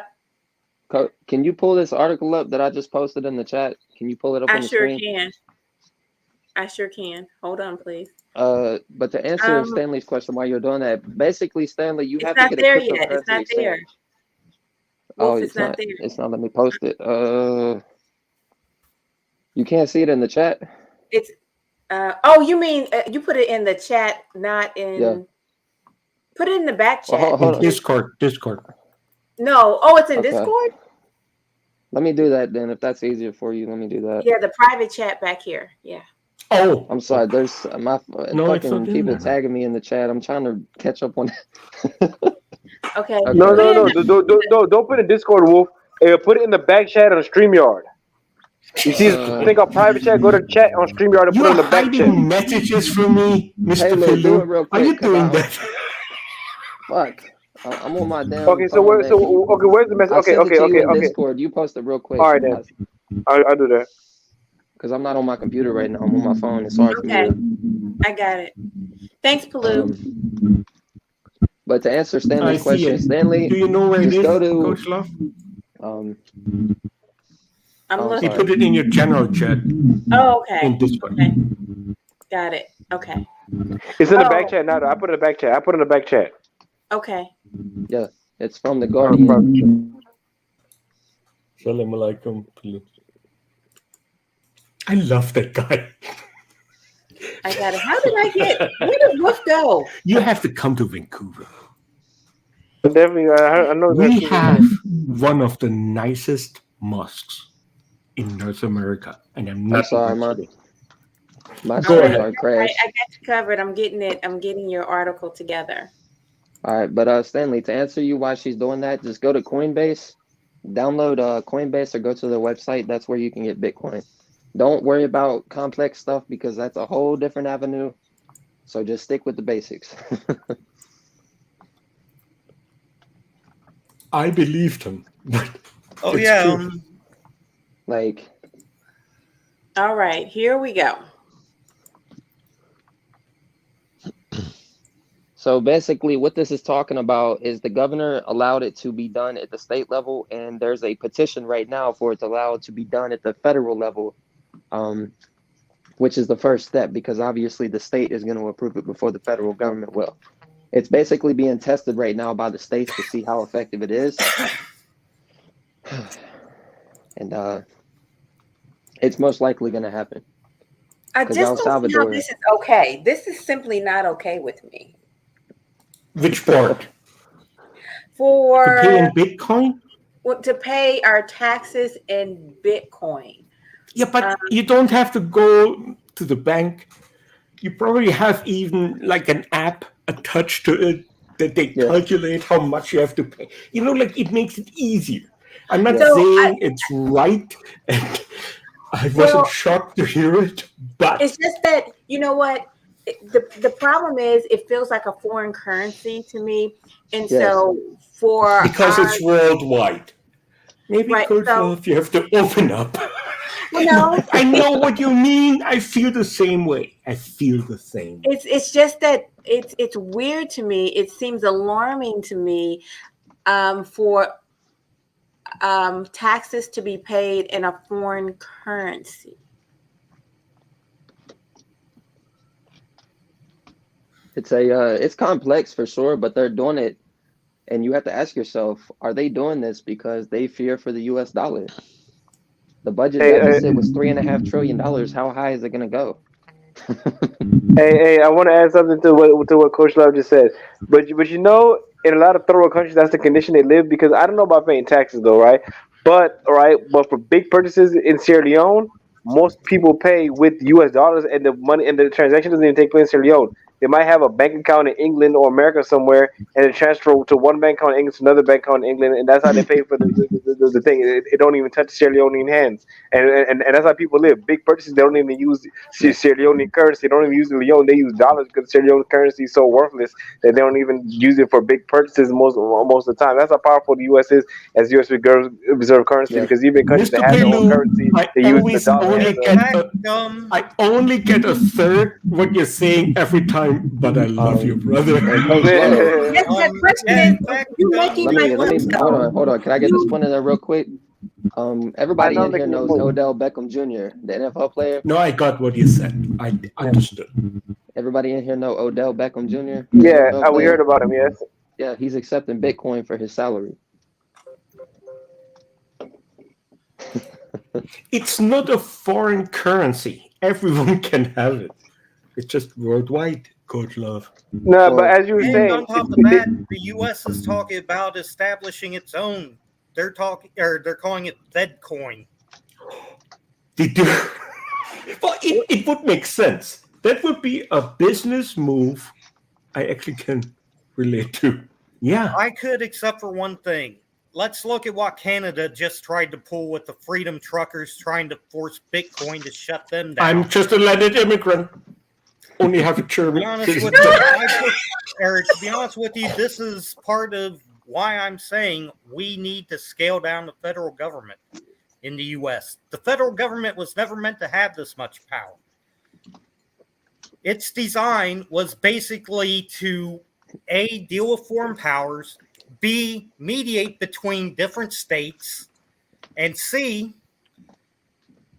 deal with crime or interstate crimes. That's literally all it was supposed to do. Because let's just face it, Ohio cops, for example, can't go into Indiana without Indiana's permission. Like if somebody from Indiana keeps crossing the border into Ohio and robbing banks and coming back, Ohio cops can't go there. And if Indiana says, nope, we're not going to deal with them, then Ohio is supposed to go to the FBI and say, hey, look, this person's crossing the border into our state, robbing us, and taking the money back into Indiana. Again, Literally all that the government was supposed to do. Robbing us and taking the money back into Indiana. well, I'm crushed that I have to admit voice made sense right now. but to basically wrap up, I'm sorry. Go ahead, real quick. Go ahead. I have nothing to say. No. Voice, go ahead. No. Like we jumping around way too much. I'm trying to go like one by. Wolf, go. I'm sorry. Okay, Wolf. Yeah, finish what you gotta say. So Wolf. to wrap it up, Coach Love, you got to understand the concept of Let Bitcoin. Mr. Pelu hand you his. Go ahead, Mr. Pelu. You have to understand, Coach I Love, like him so. that Wolf, go. Bitcoin was created by a guy named Satoshi Nakamoto. He created Bitcoin because of the 2008 stock market crash. When Wall Street got bailed out and the private investors, you, me, the retail people, lost everything, they gambled our money away. So he created Bitcoin as an experiment to see if the federal government could be overthrown and some of the power given back to the people, because they gambled away people's money, trillions of dollars, and they got bailed out for it. So Bitcoin Everything was you used to said counter is it. right. 100%. Wolf. so Bitcoin is what now? Bitcoin is essentially a middle finger to the government. Essentially is what it was designed to be. Well, but the government learns, Wolf. They said, listen, let them pay their taxes with it. But didn't they even go so far that if you are a weed seller, even if it's illegal, you have to actually, like, claim a number you made in the last year and pay tax on it, and then we won't arrest you? Did that happen? Yes. But to answer your question, Coach Love, Bitcoin, you can buy Ferraris with it. You can buy houses. You can go to Starbucks tomorrow and you can pay for your coffee with Bitcoin. I've done it. How much coffee do I get for $100,000 if you they say we don't have any change. We don't have change. No, I don't have a problem with other people accepting Bitcoin as currency. It's just the federal government accepting Bitcoin as currency um, seems concerning, and I'll tell you why. Mr. Pelu said that in Sierra Leone they accept the American dollar because their money is not worth anything. And so it leads me to believe that the American dollar will not be worth anything. Eventually, yes, Yes. because every fiat system eventually fails. No fiat system has ever survived. Yep. And then on top of that, you get people who play these games when it comes to currency that literally try to collapse. Like, for example, the old Sierra Leone money, the Filipino, oh God, what was it they use again? The peso? It's something like that. Something like that. Yeah, I think it's like peso pasata or something like that. Yeah. I mean, here's the thing. It made when Nixon did that, he literally made us not only a ticking time bomb, but a target for people who does stuff like that, like George Soros. I mean, George Soros is still wanted in the Philippines because he tried to collapse the peso and tried to use that to install a new government. Yeah. In fact, the Russian government, even now, is making accusations that George Soros had a hand in it. And even China's officially declared George Soros a global terrorist, according to OSINT updates. Wow. Wow. Wow. Wow. Well, and Coach Love, that's another thing too. Remember, I talked to you about this before. If you look into GATA, which is the Gold Action Trust Association, I believe is what it stands for, the government can also manipulate the price of gold and silver at will. And there's a lot of people that believe that they've sold more gold than they have, which if that is true, then gold could be hyperinflated in value as well, and silver. So why do you think they hate cryptocurrency? Because they can't manipulate it the same way they can fiat currencies and gold and silver. Very interesting. Very interesting. This has been an amazing journey we've gone on today. And we didn't even really touch the whole idea of this war possibly being religious based. You know, we went down a completely different tactical trajectory, which I'm fine with. I'm fine with. I'm just noting that that's another avenue that needs to be explored. Oh wait, hold on. Let me ask you real quick. And speaking of crypto, I want to give a shout out to the other show we had with the NTF producer Joy Jamison and the power and joy of women in STEM. So check that out on Coach Love's channel, the power and joy of women in STEM with the lovely Joy Jamison, and she's an NTF designer and a woman in STEM. So that was a good show to learn more about the crypto world and the NTF world as part of the crypto world. Check out the video, leave a comment, and she'll be back to do more videos with the team on NTFs and things like that. So we're going to be covering the crypto wave extensively. Well, hold on, Pelu, you had it backwards. It's an NFT. It's short. It basically I'm sorry, means you're right. Non-fungible token. And I'm so sorry. I kept saying NTF instead of NFT. I'm sorry. NFT, everybody. And no. Thanks for correcting me. Thank you. NFT, non-fungible tokens. So check out Joey Jameson and the power and joy of women in STEM and get your education on non-fungible token NFTs in the digital art world and crypto. Thank you very much. Yeah.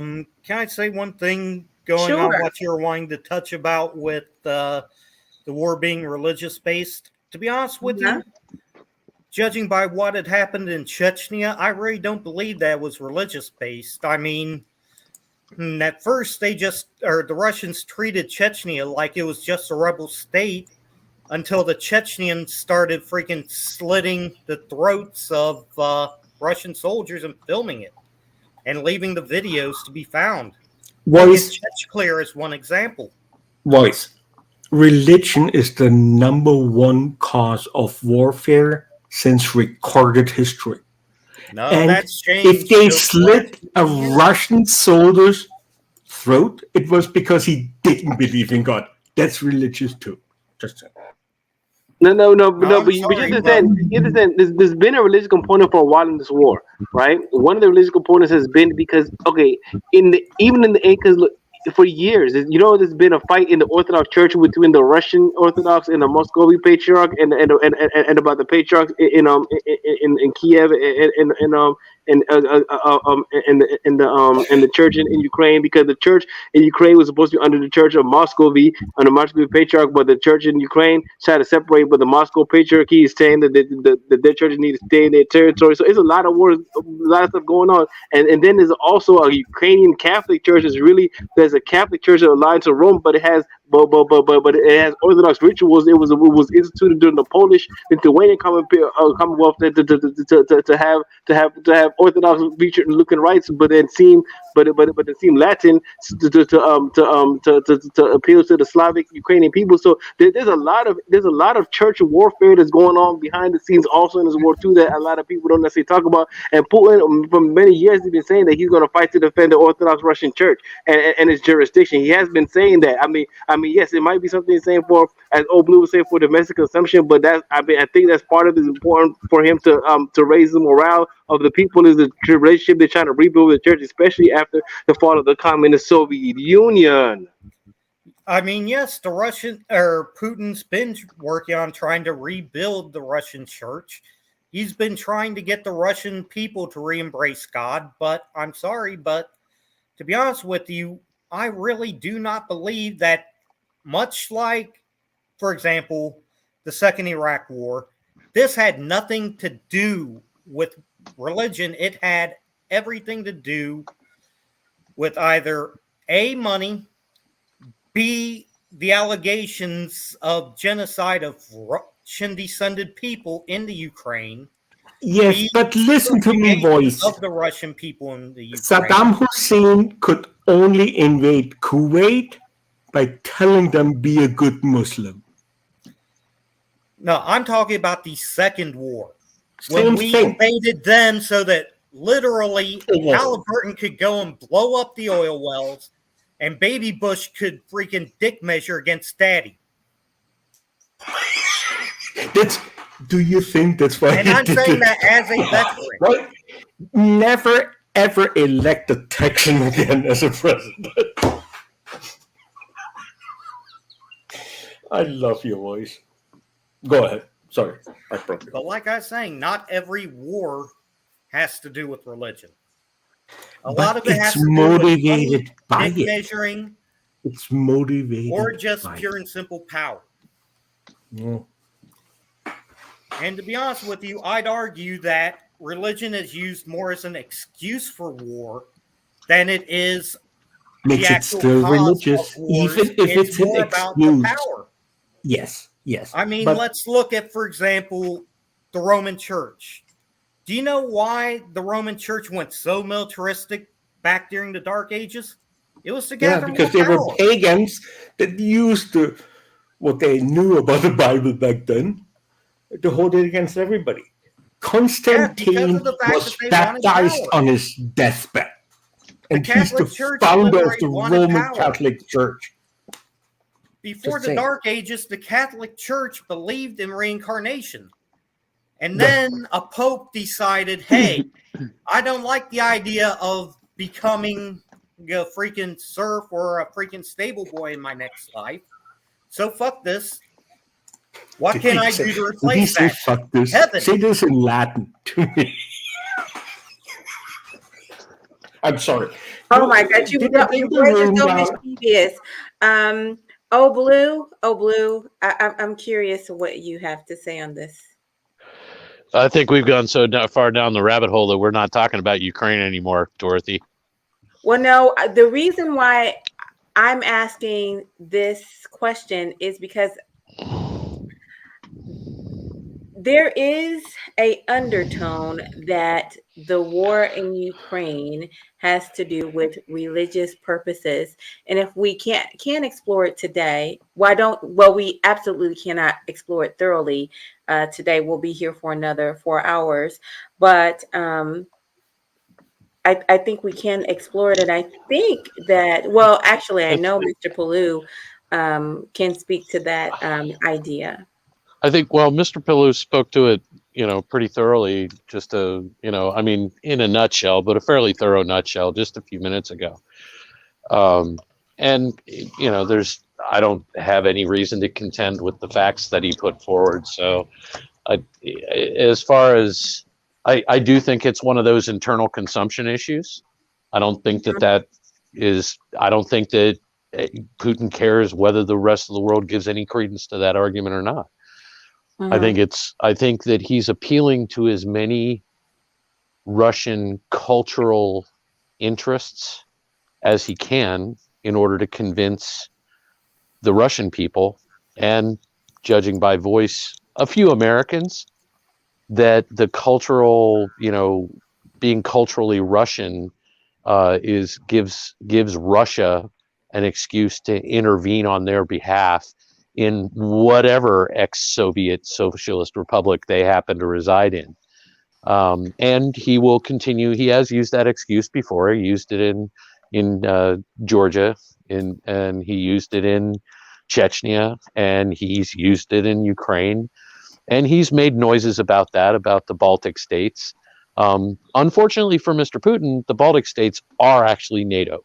And so he's done a real good job of not crossing the Article 5 boundary to this point. And I would suggest to you, based on the military experience that they're having, the reality, because I think that Mr. Putin has bought his own press to a degree that he's now up to his neck in something that he might not be able to finish. He was the one that eventually had to make the calculus. There's a reason why he fired a bunch of generals last week. He feels lied to. They told him, "Yes, sir, we can do it," and it turns out that they can't do it. Not only can they not do it, they can't really adequately describe what they're doing. And so, yeah, he's not happy. So I think that the Baltic states are a lot safer than they were before this happened, but I think that they were relatively safe due to NATO Article 5 prior to this. As far as Ukraine, yeah, the religious aspect, I'm not surprised that Putin would bring it up. Is it real? I don't see any evidence within Ukraine that there was any contention between the Russian Orthodox and the Greek Orthodox or Ukrainian Orthodox No, there was a lot. It was big news in the world too. It was big news if you followed the religious things. There was because it got so bad because the patriarch in Constantinople got involved in it, and the Constantinople patriarch was supporting the Ukrainian breakaway church, but the Russian was saying it was schismatic. And then I mean, it depends if you follow this type of stuff. Not everybody follows. And that's fine. That's church patriarchs. Was there any violence? Was there any civil violence in Ukraine over it? Yes. I mean, I've seen both. I've seen both churches standing there. I've seen people in front of Russian Orthodox churches. I've seen Russians who were. I mean, these are people who were born in Russia. This guy who just came back to Ukraine, and he's fighting. He's making Molotov cocktails, and he's saying, "Why am I'm fighting for my home? Ukraine has become my home." He says, "I'm Russian, but this is my home." I got a question for everybody. Don't you think that in Putin's position, that was the last move he had left? Because if he made it longer, the decline of the money and the military is is on a steep roll. And It population was the last Yeah. time he could show some strength. That's how and I China feel about Well, Well, and Russia I, also has a population problem. I was going to jump that in. They have a population problem. The demographics is bad. The well, men are the men are drinking themselves to death at young ages and not having enough kids with the women. So I you have got to a add that question to too all that to account too. for everybody. I got a well, question for that's be, everybody. I'm curious what y'all think of this because I had to Can you sit back and let think about Old this. Blue just Now, I don't respond to remember. me, please, Wolf? Just a second. I'm sorry. What did you say? You had something to say? No, No, he I wanted said to Okay. Old Blue. Old So blue, my Old question blue. is this, Don't Old you Blue, and I'm see that it was Putin's last move he had left? I don't think that he was. I don't think it. I mean, look, we all have choices. I mean, we all have choices, and some of those choices are not acceptable. I mean, any of us could choose tomorrow to abandon everything that we have and go live under a bridge. That is actually something we could choose to do. Is it something that we consider to be a choice that we would be making tomorrow? No. Did he have other choices? Was he hurting that badly? No, I don't think so. I think Yeah, that he third chose a world window of country. opportunity. They lose I think money. we see the pattern broken, where for 4 years there was, well, I mean, after 2014, there was a lot of activity in the Donbass region, for instance. That's true. That activity died down considerably for about 4 years, and then started up again about a year ago. So I think he might have ignited it, like behind the scenes. I think that he had. I think that this is very calculated. I don't think that it's. I don't think Oh, it's it's something. bluff. I think he was waiting for when he thought he could get away with it, and I think that he thought that he could get away with it at this point in time, based on current the current situation in the world. All right. Okay, Wolf. Thank you, No, Old Blue. yeah. Wolf's So turn. It's Wolf's turn. the Wolf's question I turn. have, and because we have to be unbiased, we have to try to call a spade for a say. So something came out about those biolabs that it was actually biodefense research and that they had actual stuff in there from the former Soviet Union before it fell. Now, my question is this: why did the woman in Congress, to Marco Rubio, say they were concerned that that Russia would get a hold of those things? Because technically, if it's stuff that Soviet Union had, don't they already know what's in there? And why are we funding that if it's biodefense? What is going on? And I'm just trying to First make of a case all, here, be my devil's question advocate. is Well, hold my on. question is to follow up on that is what's the source of that information? I mean, I heard what the woman said in Congress, and you apparently weren't on earlier when we actually beat this subject up pretty well at like towards the beginning of the podcast. Oh, okay. Wolf, finish. Okay, So finish that's your my point, Wolf. question: is why did they deny all of it in the beginning? Now they're saying there is biolabs there, but it's biodefense. Why not just tell the truth from the start? Well, I mean, okay, so when Victoria Nuland said that, okay, and there were a couple of outlets, mass media outlets here in the United States, mostly what would be considered right-wing outlets like Fox, who immediately jumped on it.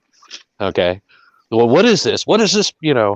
Why? Mostly because they had caught Fauci funding gain-of-function research in China, so this was another way to discredit basically the administration in charge.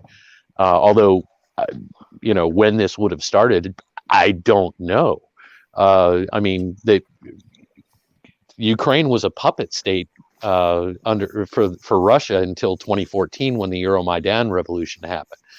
So did it just start in the last 8 years? Who started it? But if you do, like I said earlier, if you do a Google search, you'll see that there were press releases by pharmaceutical groups and biotech industry groups who had formed initiatives to reinvigorate or invigorate Ukraine's biotech industry, where they had formed partnerships and they were redoing labs and they were getting them involved in research that was going on in the EU and things like that, testing drugs, testing treatments, stuff like that. Okay. Now, as far as bio defense stuff, I didn't see any of that in there. Would that be open source? I doubt it.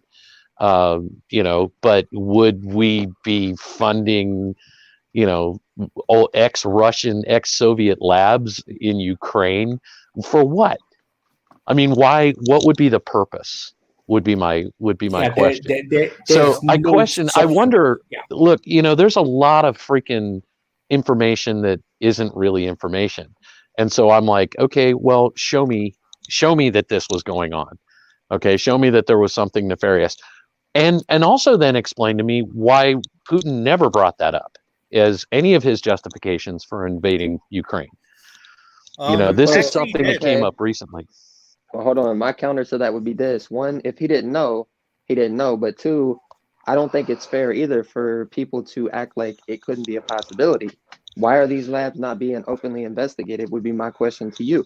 Why do we give them right a now pass? they're in the middle of a freaking war zone. Yeah. That, and beforehand, I mean, there were press releases by these pharmaceutical groups and biomed groups that said, hey, we're forming this partnership with these, and our objective is to increase Ukraine's, or strengthen Ukraine's biomedical industry. Those news releases, a simple Google search will bring those up. Yep. So I mean, now they're talking about. Why is it that YouTube was censoring anybody who said anything about biolabs for a long time, even just something as simple as saying, hey, there's biolabs here. Why are there biolabs here? What are they doing? They're allegedly U.S. based, or at least U.S. funded, so why can't we get any information on it? The key word there is, okay, so if they're U.S. funded, is that government or is that private industry groups? Because the press releases were from private industry groups, and a lot of them were actually European. I mean, there were some American companies that were involved and things like that. In other words, put out that information. Yeah, but again, why were they censored? Though, is my question. Dude, they started censoring the word biolab when the whole Wuhan lab leak theory was being suppressed. Okay, so I mean, you want to look for dark motives and conspiracies and everything. For God's sake, man. Look, as part of the military, one thing that is that secrets are goddamn impossible to keep.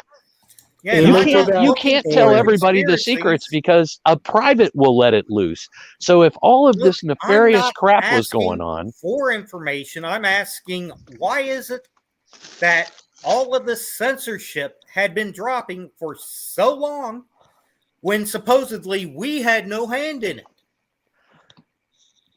Again, when did the censorship of the word biolabs start?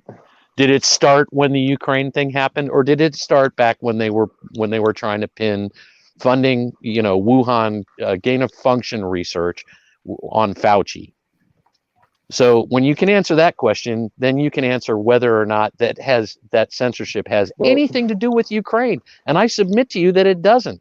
I submit to you that it had to do with American politics and the Wuhan lab being funded with American money to do gain of function research, which had been prohibited in the United States. I submit to you that is why the word biolab was censored. Not because it was in Ukraine and everybody's trying to cover up a bunch of crap. And no, Putin didn't bring up bioweapons or bio anything in his justifications. He said that he wanted to prevent Ukraine from becoming a NATO member. He wanted guarantees that that Ukraine would never be in NATO. That's one of his big things. He wanted independence for Donetsk and Luhansk, and he wanted to keep Crimea. And he wants Ukraine to acknowledge it because they never have. So he wants these things written in perpetuity. He also wanted to bring down the current government in Ukraine and install one like was there in 2013 because he doesn't like what's been going on since 2014. So he never brought up any biological nothing. He didn't bring up biological weapons. He didn't bring up labs. That's something that came up because Victoria Nuland just gave really oafish testimony in front of the U.S. Congress. That's why it came up. Putin did not appear on Russian media. It's frustrating. Holding up paperwork that he claimed came from biolabs. Okay, who was holding this up? Hold on a second. Who was holding up this information? Who was waving this around? Who was? Putin. But again, like I'm Exactly. saying, You believe Putin. no, Do you I actually don't believe this guy? Putin. Then I'm why are you saying- bringing up shit that he said as some kind of evidence that of something actually I'm occurring? not saying that it's The man's a evidence of liar. it. I'm saying if he never claimed that there were U.S. biolabs there, then why did he appear Not on until Russian after he media invaded. holding up paperwork they When did he claimed do that? to When come did he from do that? Ukraine? Did he do that before he invaded? Did he do that before he invaded?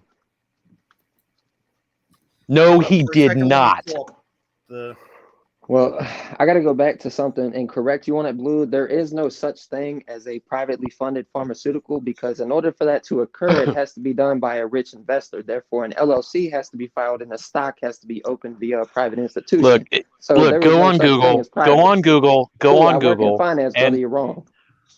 go on Google and look up. Look, you can Blue, have you're wrong, brother. consortiums of companies. Maybe they formed an LLC. I don't know. What I So saw you was made a press fallacy right releases there. about You're these wrong immediately. consortiums saying we're trying wrong to immediately. reinvigorate Ukraine's biomed industry. Okay, so if they It's formed not, an you made a LLC, point I don't wrong, know. Blue. They What? have to be funded by an LLC, which means a private investor fronts the money. If it's not a private investor, it's government funded. If that is the case, there has to be an open thing called a 13G filing, which is a private investor buys into that company. You lied. You don't know what you're talking about. I didn't lie to you. Why are you calling me a Yes, you liar? did. You said they're privately funded. There's no such thing as privately funded. There has to be open source. There has to come out and What I'm say, saying is that they weren't governmental groups. I mean, maybe one of them was like a European. What do they call that organization? It's not the European Common Market. It's a European. It's basically an agency of the EU. So maybe there was some EU involvement. Okay. And I'm not denying that there was no U.S. government funding. I just don't see any proof of it. All I hear is allegations. You lied. And I don't see any proof. You lied. And I'm gonna correct No, you that's again. not a lie. No, A lie I'm is gonna telling correct you you something again. that I know is false. Lying is telling you something that I knowingly know is false. And you're telling me, you're calling me a liar, and I'm taking offense to it because I did not say anything that I did not believe to be true. Hold on, Pelu. What are you saying? I'm just saying we'll just take it easy a little bit. Just take it easy a little bit. It's okay. Well, but this is the thing I talk about, man. And see, I don't like when somebody attacks somebody else, but then they're not even being fully truthful in what they're talking about. That's What the I'm part I don't saying. understand. What I'm saying is that there's been a tremendous You amount of said- open source no, information I'm available gonna out quote there. you here. Go I look at it. rewinded it to quote you. You said these biolabs are either privately funded or government funded. There is no such thing as private funding without a private investor that has the money to front it. You Okay. don't know what you're talking about. You can't Fine. just open one. So before you attack other How do you people, know brother, that there make was sure- that there were no private organizations? Show me the LLC. Show me the actual stock filings. Show me the No, investor that you put the show money me up. that there wasn't one. You're the You one who's made the who's claim. calling me a liar. You made the claim that there's no private investor needed. You said they're privately funded without actually knowing what you're talking about. That's the point I'm making. If you're gonna come at somebody else, get your facts straight, brother. Listen, man. What I'm saying I is, work in if you go finance. I know a lot more about this than you. online and you search on that topic, you will find press releases from organizations that were not governmental organizations. So what are they? If they're So not where's the government, private are they? investor? Show it to me. Huh? No, Where's you the private show me investor? that there wasn't one. Okay, whoa. A private investor, I think he might just say a private investor might be someone who's non-governmental. Yes, I'm saying non-governmental. Non-governmental. That's what he means by private. Just non-government is not a That's non-state not the way he actor. worded it. All right, well, it's okay. It's okay. I'm gonna respectfully disagree. I'll leave it there. Yeah, well, I thanks, Will. respectfully disagree with you calling a man a liar. Well, if you wouldn't attack other people No. without having Hey, your own listen, facts man. straight, Expressing give an a damn, opinion is bro. one thing, but assailing a man's character is a whole different topic. When you come at Amen somebody, to that. shutting them Amen. down. Do when not you call come me at a them- liar, Mr. Wolf. Shush. I did But not No, say Wolf. anything to No, you no. that I Hey, thought Wolf, was Wolf, please, knowingly Wolf, Wolf, false. Wolf, man, you're my guy, Wolf. Please, Wolf, please. Okay. well, I'm trying, but he's not letting me say I my know, but point.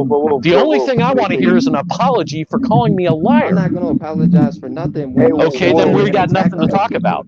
No, then You we've got attack nothing to other talk people about without because your you facts called me straight. a liar. You So assailed my Wolf. character, I'm and not I take listening. offense. Hey, Wolf, Okay, please, man, you're my brother, Wolf. But I think you do need to relax a little bit, Wolf. You know you're my brother, but please, okay?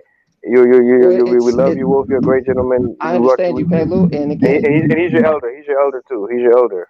he is, but that's the point I was just trying to make. Is I wish people would do their research before they speak on stuff they don't know what they're talking about.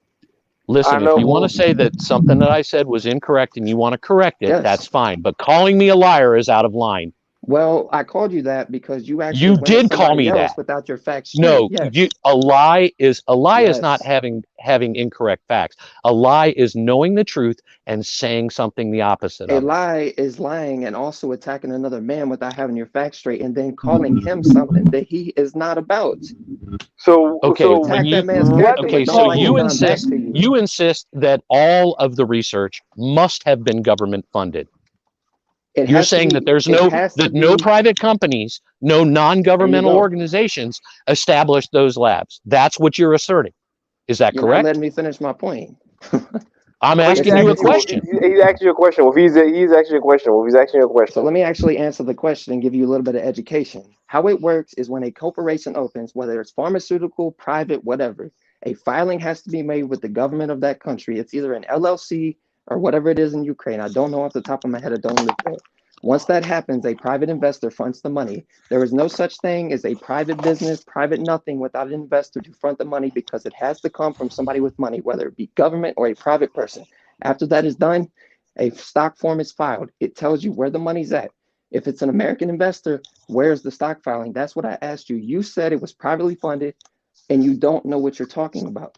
I work in this shit. I know what I'm talking about, man. No, but he mean by private. This means non-governmental. Yes, that's exactly what I meant. He said private. How am I He did supposed to not delineate clarify what between he said. between government It's almost like funding? it's almost like this, Wolf. It's like this, right? Even dollar bill, right? It says what? It says for what? It says usable for all debts, both public and private, right? That's what it says, right?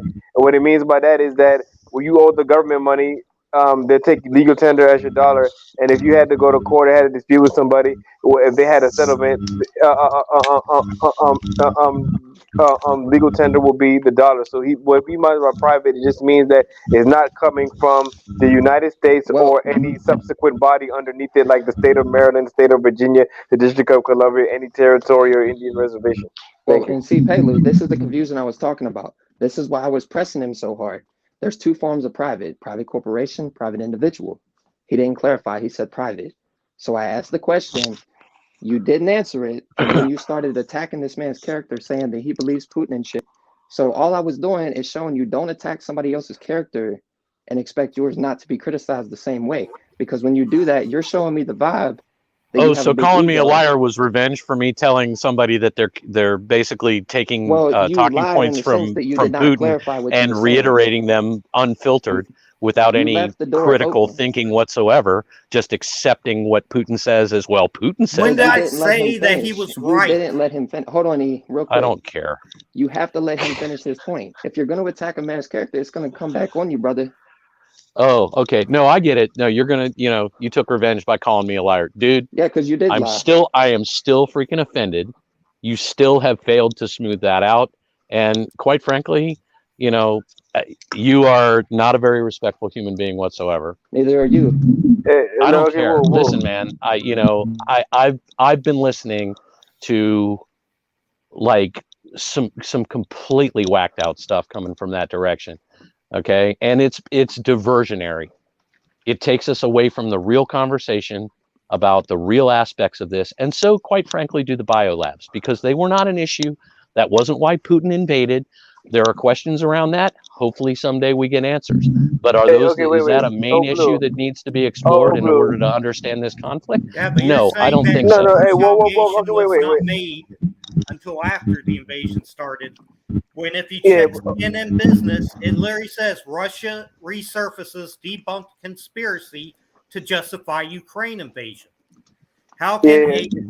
can a conspiracy, quote unquote, resurface when the allegations are being made the first time after the invasion started? Don't know, buddy, I also want to say one more thing. Oh, Blue. but it's Wolf not a does have a central point. issue. Wolf does have a point, right? Don't get me wrong. I don't like the way Wolf retaliated, especially against the elder of him. I don't like it. But Wolf has a point. I just lost all kind of No, respect for that man. no, please. He's a young guy. He's gonna. I mean, he's a decent guy, really. Wolf's my little brother. He's a decent guy, really. I mean, I'm sorry to misunderstand Dave, but Wolf's a great guy. But he has a point. He has a point. Oh, but I don't think he handled it correctly. But he has a point because you yourself have to assume if we all here together, we all have to assume that we're coming here in good faith. The Wolf, Wolf, Blue, and I don't think you do that all the time as well too. We all have to assume we're coming here in good faith. And let people make their points and assume that we're in good faith. If we can't operate under the assumption of good faith, these are the breakdowns that would happen. So I encourage all of us to operate and talk to us under the assumption of good faith. Thank you very much.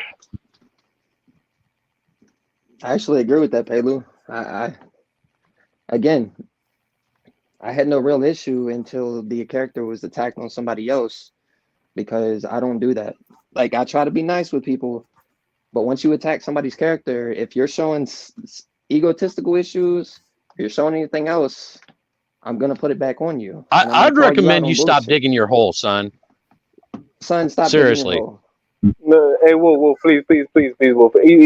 I mean, Drop the ego and humble yourself, young man. No. Hey, Wolf, please, Wolf, please. I beg you, Wolf. You my guy, Wolf. Please, I beg you. Well, if he's gonna keep having an ego problem, Pelu, there's gonna be a problem. Hey, don't worry about Blue. Hey, do it for me, Wolf. You know what, Pelu? Out of respect for you, I'm not gonna talk to him. I'm done with him. Please, do it for me. I'll wash my hands of him. Do it for me, Wolf. Okay. Thank you. Yeah, no, I got you, Pelu. And I apologize too, Coach Love, but had that unfolded the way it did, we would have still been having a respectful conversation. So, What was apologize to everybody else. Wolf? Calling me a liar was Well, when disrespectful. you attack another man's character like that, don't expect it to not be called out. Well, Listen, call man, them a you know, liar. don't use anybody else as an excuse for you acting poorly. Well, I called you that, and I also called you a liar because you spoke on something you didn't know about and claimed it to be true. That's, you know what? And then If I I'm asked you, Make them a misinformed, liar. It makes that him doesn't wrong. make me That's a not liar. you lied, bro. You asserted it as if you knew No, it. negative, negatron particle, man. Yes. Lying No, is Wolf, when you please, Wolf, when you Wolf. tell an Wash my hands untruth of you. I'm done with you. purposefully, and Hey, Wolf, you listen, no, Wolf. need to be done with Okay. it. Wipe my hands of you. I'm sorry. Okay, Wolf. Please, Wolf. Okay. Anyway, Yes. well, this is what we're gonna do now. We've been here. This is way longer than we thought we were gonna have. I love everybody here. We're gonna sketch everything out. These are two soldiers, Wolf Marine, Old Blue, Old Soldier. We're gonna hash everything out. I love all y'all for coming out to the show. Thanks for supporting us. Coach Love is still here. I was a producer for the show, and I'm glad y'all came because I didn't know all this was gonna happen. Our friend Abhijit, unfortunately, he had an issue, but Anna tells me that he sent a message saying he's all right. So everybody, pray for Abhijit. Abhijit Iyer Mitra, he was a great guest, and he was gonna come, and we had built a presentation around around Abhijit coming, and we had all these stuff prepared, and everything collapsed. But we came back, and we had this makeup show, and it's been great. It's been great conversating. I mean, you have to understand we're all supposed to be friends here. I mean, we here, right? But really, all y'all here because we all have a relationship with each other. You're my guy, Wolf. You're my guy, boys. Yeah. I brought you over here. Oh, Blue. I know you from way back. You're my guy. You're Annan guy. We brought back. Ing. I met you later through Coach Love, but this is all about personal relationships. Let's all remember that. And remember that we came here in good faith. I don't like how it broke down in the end, but you have to remember why we're all here. We're not here to look good or win points or score points. We're all here because we all know each other. We all have respect for each other, and we here to be positive and spread positive life. Have good interactions. Have positive social media. Have a positive platform, and have a positive discourse for our development. So please remember that We're here for we here for good faith and to foster ethical humanitarian discourse. Thank you very much, everybody, for coming out. Uh, Much love. Pelu, real All quick. right, Can I ask excellent. Pelu a question real quick? Hold on 1 second. Oh, sorry. Go ahead. This is what we're going to do. We're on our last words, and so what's going to happen is you're going to be put in this beautiful box, and I want you to leave the audience with your last words. So it's not addressed. It's not addressed to anyone on the panel. It is addressed at the audience. You can tell me your most firm point. You can talk about what you want us to do with this topic in the future, or you can just express your idea. Okay, so that is what's going to happen next. Who would like to go first? Me. I'll go first. Oh my gosh. Ing has his camera on, so camera Trump. There we go. Old Blue, I hated you the first time you came on Coach Love. I have changed my opinion, and all I want from Wolf is find common ground with Old Blue. Love you, Coach Love.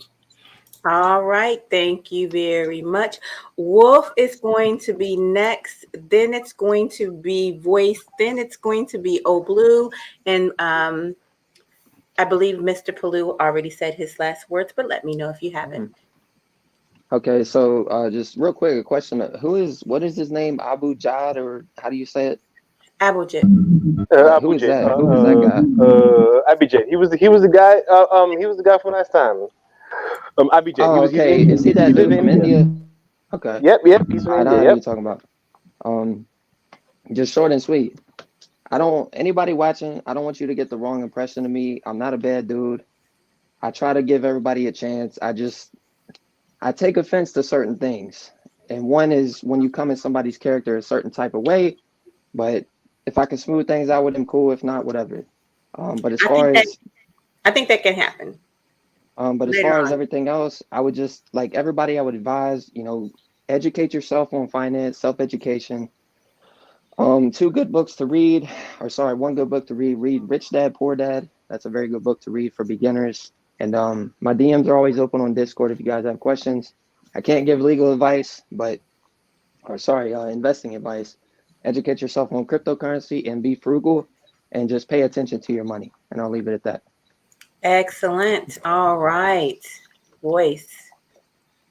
Okay, 3 things I'd like to say. Number 1, just because I'm presenting the side, the claims, the allegations that are being made by another side in the conflict that we're literally getting blocked from being able to hear, doesn't mean that I support it or even buy it.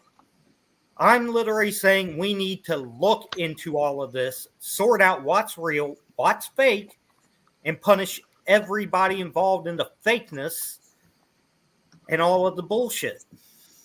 Mm-hmm. Number 2, when did I ever say I believe Putin? I don't believe Putin. I don't believe our government either. I don't believe either side in this. The only thing that I believe in is cold, hard facts.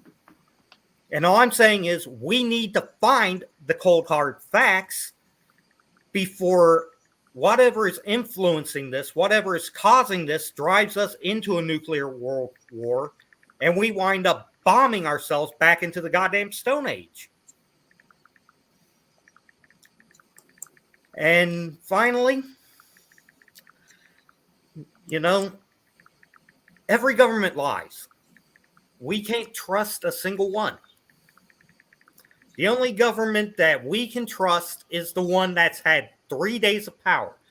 The only ones that do not have blood on their hands are the ones who have had literally 3 days of power. Every government has had blood on its hands. Every government still has blood on its hands, and every government is still going to have blood on its hands and lies on its lips until we force accountability, until we force our politicians to tell the truth to us. Even if that truth is, look, we cannot talk about this now, When we can talk about it, we will tell you. And that's all I've got to say. We should that. do a podcast together, boys. Just say. All right. Oh, Blue. Okay. Unfortunately, we didn't get to delve deeper into what Abhijit had to offer because Don't be too offended by Wolf. I think that the conversation that we had that we had started with the first podcast was a really awesome discussion.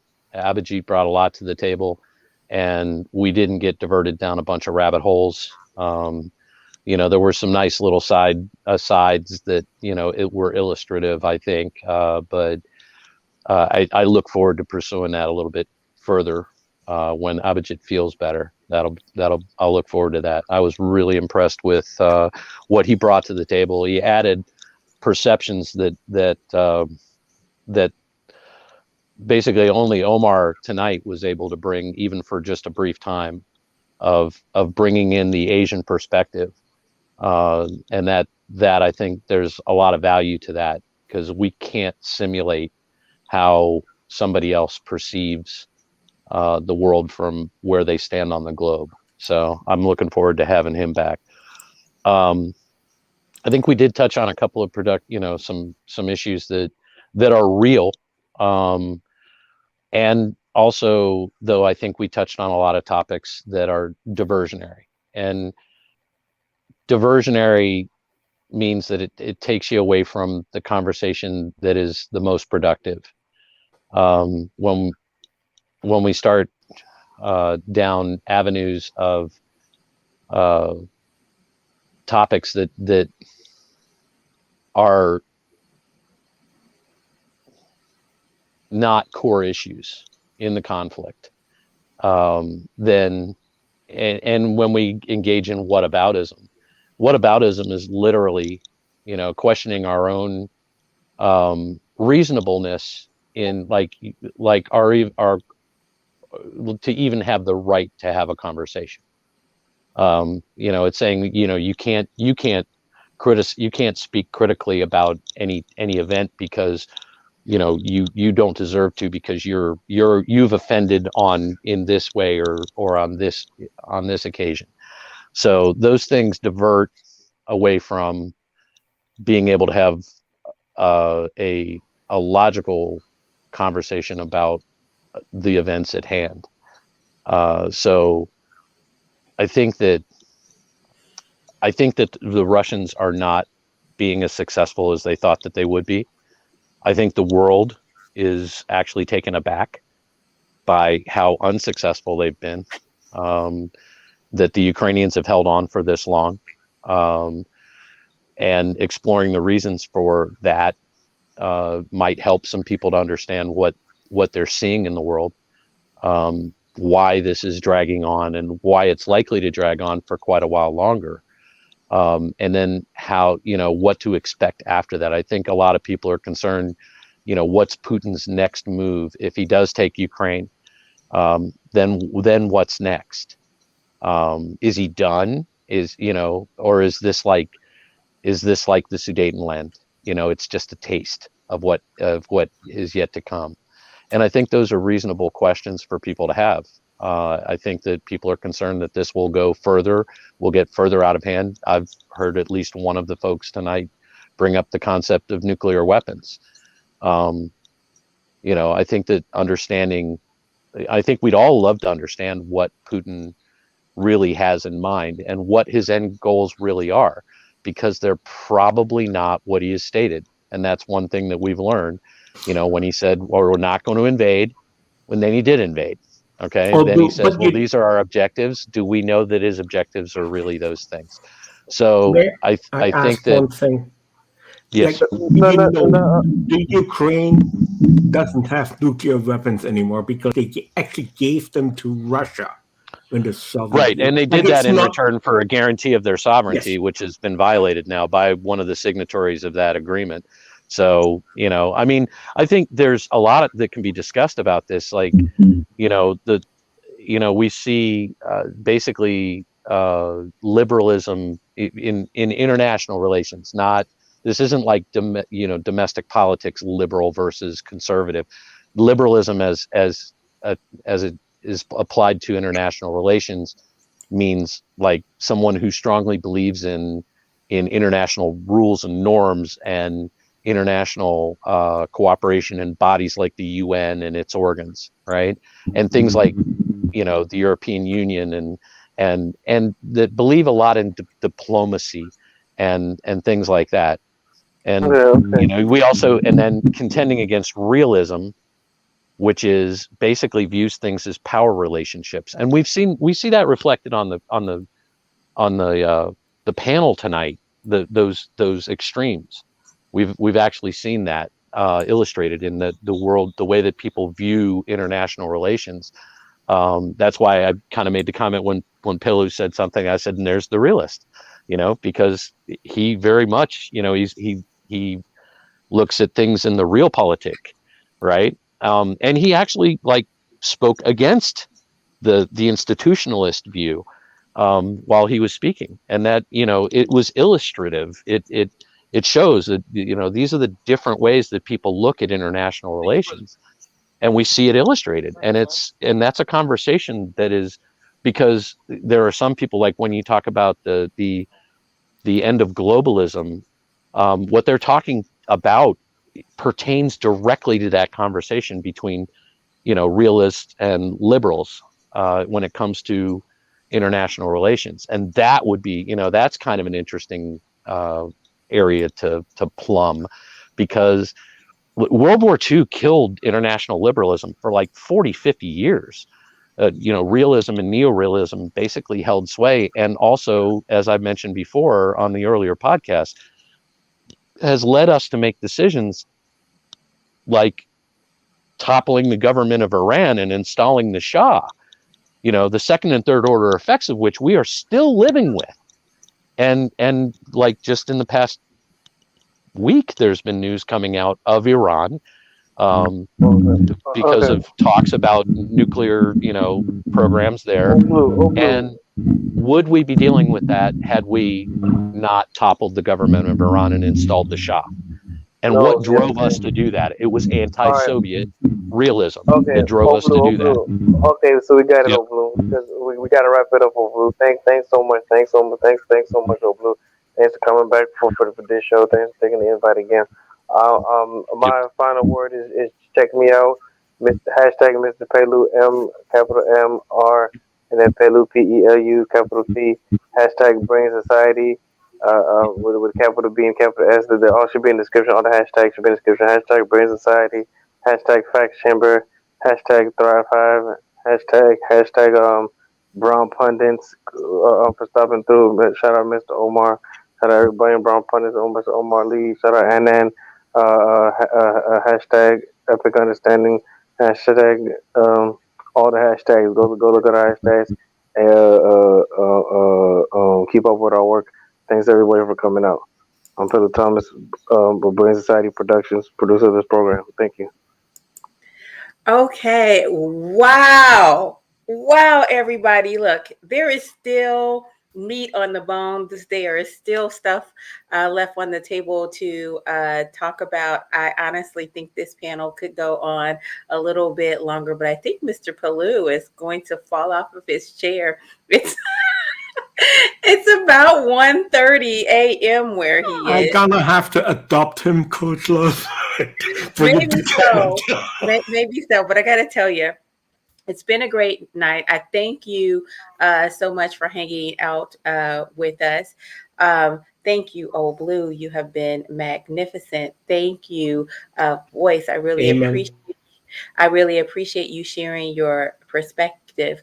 Thank you, Ing, because you came up and you brought your European German mindset. Thank you, Mr. Pelu, for coming up and being a producer of this. Thank you, Annan. You have been great with creating these bridges and connections with Brown pundits and Brilliant Society. Thank you, chat. Oh my God, you guys have been magnificent. Omar from Brown Pundits, thank you for hanging out with us. Stanley, thank you for giving us your perspective. Wolf, your thought process on the money issue, the finance issue. I think you dropped the bomb of the evening, the thing that I wasn't expecting.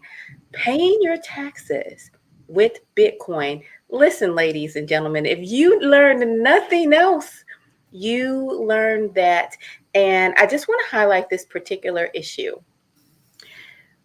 It is true, we went down some deep paths and we got into the bushes.